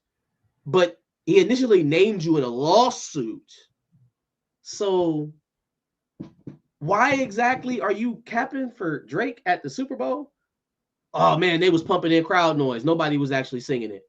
So did you and Duke go separately? Because he was in the skybox with a bunch of white people, and I heard him say, "Wow, that's crazy." Did you and the other AMP members end up in a different part of the Super Bowl stadium, so where like all the people by you wasn't saying nothing, but their recollection and their review said something completely different? Why is it so important for y'all to be liked? Like, you a celebrity in your own right. He already clearly shown that he ain't fucking with you. He's never coming on the stream. What are you doing, fam? What are you doing? I would never be putting my reputation on the line for Drake. Academics ain't showed y'all that. He's not a big enough example of why that's not a good idea to bet on meat riding Drake. Strike 2. He also gave the album an 8 out of 10, I believe. I was like, that's a lie. Nobody is clearly trying to get back into Drake's favor like Kai is right now. I don't know why. It's not the best time to do so. Maybe let him prove himself a little bit, then I don't know. He's mad he couldn't get backstage. That's what I heard too. That's crazy. All right, you took a couple of mine already, and I had a short list already. So let's just wrap this up. Famous. Nobody want to put the work in. Shout out to Kevin Hart. Bruh, I've been sick. What do you want me to do? But won't be famous. We're here. If anybody else has anything that we didn't discuss, we can just quickly go over it. Boom. All right. Did you just quote Kevin Hart at me? Everybody won't be famous. Since you just talked about the halftime show, it doesn't feel like that was a week ago. It does not feel like that was a week ago. It was last Sunday. Yeah, no, still living on a high, I guess. It does not feel like it was a week ago that a bunch of Trump supporters basically said that I don't even understand what he was saying. I don't understand a single word. Why is that the new racist dog whistle? Why is that the new racist thing to say? I don't even understand what he said. I don't even understand him. It's a self-owned. Like, I don't think that in 2025 it's a very popular thing to be monolingual. It's definitely not a popular thing to be monocultural, right? Unless you are as Manila as the most Manila white people who found it funny or needed to let everyone know that they are completely unseasoned. They are a raw chicken breast boiled in water. They are they are Wonder Bread classic. I don't know. That sounds like a self-owned to me, but they wear it like a badge of honor. It was between that where it was like, oh, you don't understand English. it was between that and just people whining in general about the halftime show because it wasn't their style of music. Like, fam, I've sat here and watched during Coldplay or fucking Bon Jovi or fucking like and didn't say anything about it. Yeah. So like you can sit through 30 minutes of a halftime show and shut the fuck up. It's that simple. Just because it's your time to have to sit there and not enjoy the music. Oh well. I seen a lady when she was like, they was in the parking lot leaving, and she was just talking to somebody. They were recording her saying it, and she was like, there were no white people, there were no dancers, there was no white people at all. And he was like, so what? Like, you wouldn't have said nothing if it was all white people up there. And she said, yes, I would. Yes, I would. I said, girl, did you have a problem when you two was up there? Was Bono black for you? Bono, right. That was the black person. Yeah. Yep. What the hell? Honestly, I didn't pay that no attention. Again, I am not fixing. It's 2025. I'm not fixing myself to fit anyone else's perception or their taste. People do not adjust their taste or their perception for me. It is not incumbent on me to adjust mine. We just gonna walk through this life together and figure it out, or not, or you can go on about your business. Either way, I'm not bending. So go watch do they still do the Puppy Bowl? Go watch something else. Go watch something else. Get Guns N' Roses back here. No, Slash is half black, so shout out to that. Facts. Hey, the bell bottom was a little bit nuts. It was a little nuts. They're not bell bottoms. They're flare jeans that people wear. That's a real thing that people are wearing right now. Okay. And I don't even like them. They don't show off the sleeves, so I don't know. Also know that you've never seen. No, don't make me pull up. Dude? No. Yes. Never seen a dude wearing no bell bottom. Now they were a little tight at the knees, sure, because he was running at the time, or he was. They also kind of one was bent. One knee was bent. You know he's small, so like he probably can fit some women's clothing. I would imagine he got a stylist if they didn't just put it together for him. You know, they kind of. I'm not even saying pants. I don't think you really thought he bought women's pants. He didn't have to buy them. He has a stylist who customizes shit for him. She probably was like, hey, from his circle was like, women's pants, dog. Here you go. Dog, he's like this tall though. Like he's a very small person. He could probably fit him. I think the reason people are saying that is because he's short and they caught him at a time where his knees were bent. And so it looks tight at the knee and then it looks wide at the shoe. Hey man, I liked everything else about the show. You know, I had to be honest and say that the pants was a little bit flamboyant. But I will agree that he was kind of switching like he's on the catwalk. But Drake did that too on the Hotline Bling. He did have his hand on his hips. I'll agree with that. But the pants are flare pants. I've seen a lot of people do that. The bell bottoms are for Drake Bell. Okay, anyway, moving on. Okay. I'm giving an L to the NBA All-Star Weekend that I didn't even realize was a thing until yesterday. Here today, gone tomorrow. Dog, if it wasn't for Mac McClung dunking over a car, I wouldn't have known. And that speaks to, like, yes, I've known that the NBA's had a rating issue, but like to this level to where like, where's your promotion for the All-Star Weekend? It's getting a wee bit nuts. Crazy. And then a guy who's not even in the NBA has to save your weekend by doing a dunk that one of your NBA stars previously did, but way better. He actually dunked over the car. I don't think he's not on the team. I don't think so. Is he? That's crazy. He wasn't the last. They got a G League Cooper dunking. I did see. I saw Ja and Giannis tweeting at each other. No, he's on the Magic now. He's on the Magic now. Okay, but he's on a 2-way contract. Ja had tweeted that he was like, Matt McClung made me want to get out there, and then Giannis retweeted and was like, if you go, I'll go. That's the type of energy this thing needs. Otherwise, it's dead. They might as well just stop having it and just give them a break and have like a mid-season intermission. LeBron lied like that once too. Yeah, LeBron lied like that once too. He said I'll definitely do next year's, and then nothing. Absolutely nothing. Never did it. I hate to like boil things down to him and his influence, but in all honesty, him being the first I said it was better. player, the first like player that's vying to be best in the league, not to do a dunk contest, kind of set it up for other guys who were vying for that position not to have to do it too. Yeah. You know, like before LeBron, everybody did it. Kobe did his, T-Mac did his, Vince Carter did his, Michael Jordan did his. You know, that it was the generation of Skywalkers. Like you was almost looked at a little differently if you didn't. But, I would include that as an accolade. A slam dunk contest winner or like a 3-point contest winner. I would include that in your where accolade. Jordan won dunk contest. He was the defensive player of the year, won league MVP, all in the same year. Dunk contest, defensive player of the year, league MVP. That was what, 89?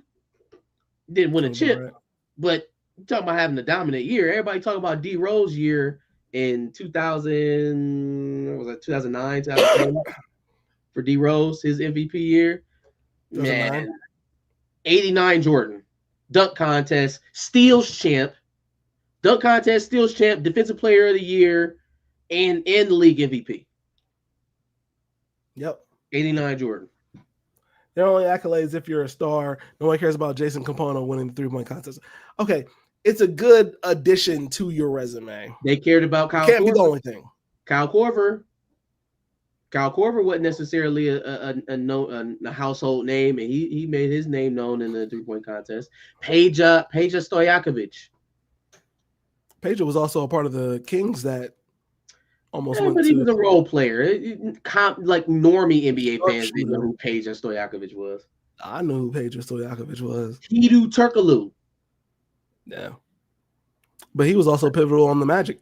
Again, basketball guys. Rashard Lewis and Jameer Nelson. Guys know those names. If you ask Dwight an Howard. average NBA fan, they're not going to just an average watcher. I maybe watch beat the Cavs. Anywho, continue with your list, sir. Okay. Let me see if I have this up. I thought I had a bookmark of it. I do. Perfect. Okay. I'm giving this L to TMZ for being so thirsty for a story that they just going out here and asking people for shit, misinterpreting things so that they can become stories that it's just all a mess. TMZ, y'all gotta fucking chill out. And it's not just TMZ, it's a lot of media sources, but you can already tell that they're one of the main ones that do this shit. Let me switch to this one. So this is a story from one of my favorite artists, T-Pain. I'm sorry, who? Oh, excuse me. Shit, told y'all I'm sick. T-Pain. T-Pain. Who is who? T-Bang. I said T-Pain. Thought she was like dude off American Idol. She bang. That's crazy. Oh baby, but she move. Anyway, all right. How do I show this shit? Well, you hit present. There you go. All right. There was a out there, and she was like, there was a TMZ lady out there, and she was like, T-Pain, are you hype about the new Drake album? And I said, did you ask him about my album? And she said, is that a diss? What? Is that a diss? Did you just diss Drake? And I said, no, did you ask him about my album? Or when you saw T-Pain, all you could think about was Drake? And I said, did you ask him about my album? Is that a diss? Can you please tell me that's a diss? They're looking for something. And I understand that. But here's the thing. I'm a Drake fan. And here's a more thing. I'm more of a party fan than I am a Drake fan. But I said, hey, did you ask Drake about my album? She said, that's absolutely crazy. Insane. Like stoking T-Pain Drake hate that doesn't exist is crazy. You know they do that shit all the time. Your man has enough enemies as it is, and you know he will take something like that, and T-Pain will end up in his next song and bomb off on him for no reason. So, and you know they do that shit all the time with just random people. They'll ask you about them. You give them a quote, they take it out of context. Now they're still getting the next fight. Yeah, that's the whole thing. Crazy. We didn't talk about this. I talked about it a little bit on Pantheon. I think that if there's a common goal, sometimes you got to play your role. And if it wasn't Michael B. Jordan's role at that time to speak about it, maybe it wasn't. I'm going to just say that I would remain skeptical of an individual who at my lowest time, when you had the least amount to gain by defending me, you were silent and you stayed silent. You didn't talk against me. You didn't add to the condemnation, but you were silent. And then when the light came out, the sun graced on me again and things were a little bit easier to support, you were there. It seems convenient. So while I would take the support, obviously, right? You're not gonna slap his hand away while he's trying to reach it out to you in public, but I would still kind of look at you out the corner of my eye a bit for a while. Like, obviously, we could work again together. If you want me in Creed 4, I'll be there. But I just don't know if you're gonna be pulling up at the next cookout, you know what I'm saying, or the next family function at the house type shit. I don't know if it's gonna be that comfortable. Because again, when it wasn't advantageous for you to speak up for me, you weren't. Facts. Okay, this last thing is gonna be quick because I know there's a lot of people in the chat who don't give a fuck about this shit. I'm just gonna throw it out there real quick as the main reason as to why I haven't seen Captain America yet, and some other shit that I need to be probably watching. I watched the first part of Love is Blind, and it's absolutely boring. There's too many white people on there this season. But next season is Columbus. So we're there. We're there with it. Who's weird? We're there with it. I'm going to join it. If you get on the show, then I'll be there to document. But I'm not going to be involved. You'll be there to document. It's crazy. You'll be in the pods right next to me. He's filming like. No, for sure. You're gonna drop your pen and let me know where they got you set up, and I'm gonna get some behind the scenes footage. I didn't apply for it, but I do know somebody who you should. Why didn't you? You love the show. You're coming to Columbus. Well, you hadn't applied. Yeah, because I don't believe in that shit. You know what my theory is? You single. You watch the show. It's coming to Columbus. This seems like a no-brainer. I'm not going to get married to somebody after only knowing them for. You don't know. I'm not doing that shit. Fuck no. And you know what I believe? You know what I believe though? I believe the women on that show wholeheartedly believe all of that shit. Like they believe that there's a chance that they can find love. So fine. Men go on there with the intent to be like, no, I'm gonna go on the show. I'm gonna fuck a bitch for like 2 weeks, and then we're gonna call it off before the marriage, and we're gonna cash out afterwards. Every man on that show knows this shit doesn't work. Fam, you got to go in there with a positive outlook. Right, so half of the work is already done. They already have the positive motivation. They up and ready to go. Like, oh, this is gonna work out. I'm looking for my Prince Charming. You just got to make yourself into a Prince Charming. It's too late for me. Okay, that's some bullshit. Now, here's what was going to happen though. I had a guy who I work with. He apparently got a call from them or a DM on Instagram from them, and he was going to be on the show, but he made it through a couple of rounds, and I guess he didn't get a call back eventually. White guy, 6'2" would have been perfect for the show, but you're perfect for the show. No, I'm not. I'm 5'8", black, scraggly beard. It's sick. Love is Blind. Your physical attributes mean nothing. Mouthpiece. That's all that matters. Yo, that was crazy. Anyway, that's crazy. I'm just saying, it's too late for me. I can't do the application now. That's what I'm on, Marte. Why not? You could be 8 months away from your first divorce. Wishing for my first divorce is crazy. For the sake of the pod is nuts. Oh man. I mean, but you've already accepted that it's not real. Yes. So what do it matter to you? I mean, okay. If I were to go onto the show, I would be a dickhead about it.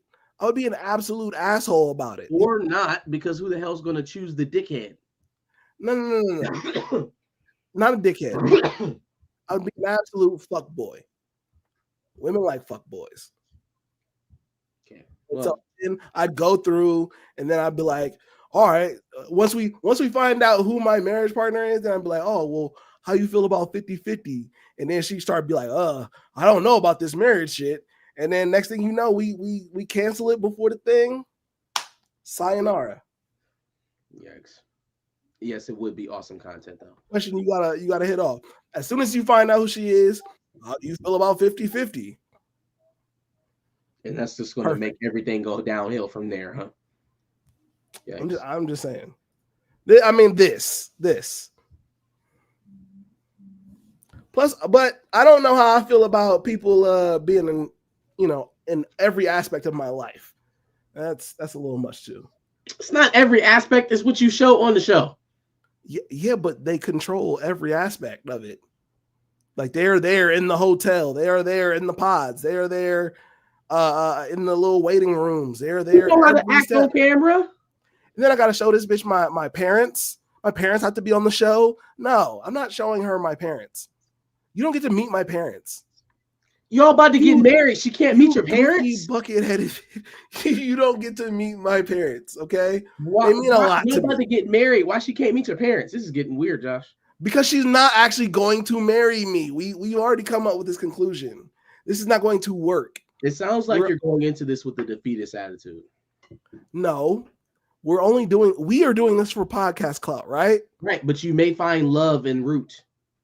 No, it doesn't work. You don't know.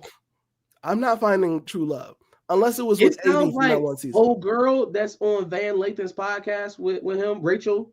She was on The Bachelor. It sounds like she really loved her husband because she's definitely upset about her divorce. On Van Lathan. Yeah, the black chick that he does the podcast with. She wasn't on Love Is Blind. Oh, she was on The Bachelor. On The Bachelorette. Yeah, she was on, or The Bachelor, one of them, whatever show. Oh, The Bachelorette is different. More white people. In what way? More white people. Reality TV. We supposed to get married at the end of it. It's a competition. How is it different from Love Is Blind? It's different. It's a different process. No, yes, it's a different concept of show, but it is the same thing. It's find love on reality TV. Oh, so sure, Rachel sure. From the Van Lathan podcast or whatever his podcast is called can do it. You can do it. If we were going to do it, I'd need to do it Flavor of Love style.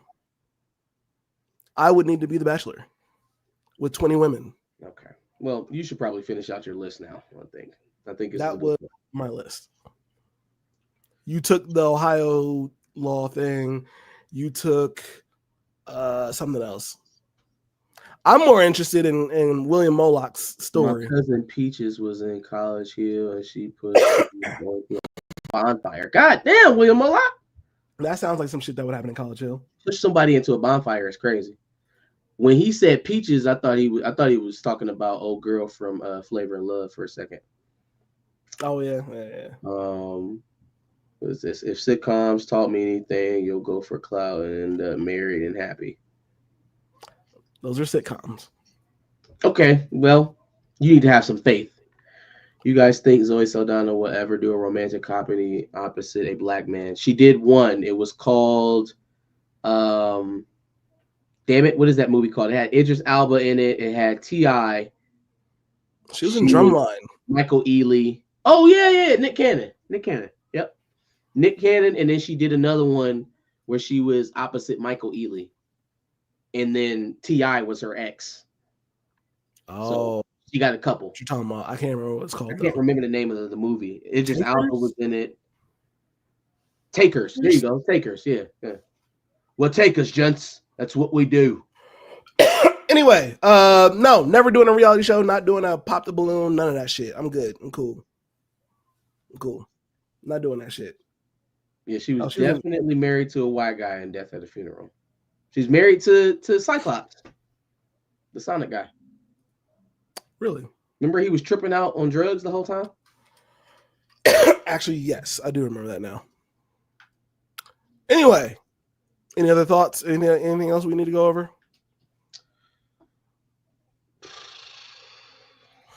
I don't think so. I think that's a good run. Give us your thoughts on our Dubs and L's. James Marsden, that guy. James Marsden. There you go. Yeah. All right, sorry. In the prompt below, this guy. Like, share, subscribe, and catch us on the replay if you're not here with us today on Wednesdays. We'll be here every Sunday doing it live. Check us out. Josh on Pop the Balloon would be funny. As the balloon, one of the balloon popper people, or the person who get the balloon popped. Actually, maybe I would do a pop the balloon. I consider that. I feel like I consider that. I would need to do my woosahs and take deep breaths because the expectations of women on these shows is so high. Like the bar be so high that I know I'm gonna catch some smoke. And so I'm gonna have to refrain from firing back off because those are the ones that end up looking the worst. Yes.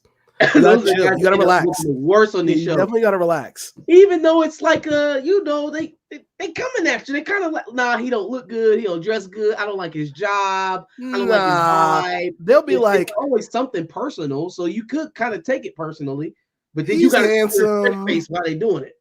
They'll be like, he's handsome, but I don't really like his pants choice or something stupid like that. They'll be like, I'm more of a suit and tie type girl, or the one who don't like the suit and tie be like, yeah, I'm more of a rougher type. He seems kind of clean cut. They'd be like, damn, man, you don't know this at all. They be talking about on that vibe and all this other shit. What vibe? The vibe in here with 12 other women? This is crazy. Telling her to have a podcast. What do you do? Hey, what do you bring to the table? Do you know what's so funny about that statement is because it sounds exactly like a statement that I 100% heard this man say to a real life woman, to a real life female that he was at least semi interested in at the time. And it was hilarious. It was such I did not say I have a podcast because I did not have a podcast. You didn't say I have a podcast, but you said something almost exactly like that. I did not say what do you. So, I feel like if I would have said what do you do, I would have gotten a definitive here's answer. the comparison. Tony Robinson said, "Bitch, I have a podcast. What do you do?" The actual quote is, "We don't need you hoes. We got hoes back at the crib." It's so taken out of context every time you bring it up. Every time you bring it up, it's so out of context. We don't need you hoes. We got hoes back at the crib. No, I'm not. I'm telling the black women on all of you lying on me like this. Hey, can you imagine what you had to have been 15, 16-year-old at that time looking you? No, I was 18, 19.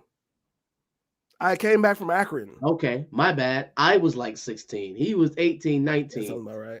Can you imagine an 18-year-old looking up to you if you are a whole adult scripper and telling you, we don't need you hoes. We got hoes back at the crib. If anybody's even listening to this at this point, I threw up like 30 minutes before this entire conversation had happened. Shit, what a time. So if that doesn't tell you where my mindset was at that point, all right. All I'm trying to say, Tony Robinson, is you got him down to a T. No, you don't. I'm trying to uplift the beautiful black queens and sisters out there.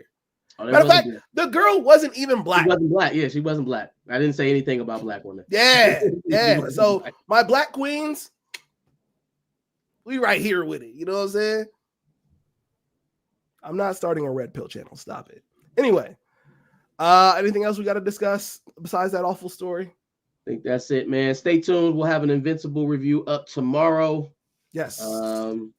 Some more drops throughout the week. Check in with us. Peace. Peace out, chat. Hold on, one more time. Shit. Oh, my dad is calling me. I wonder why he's calling me.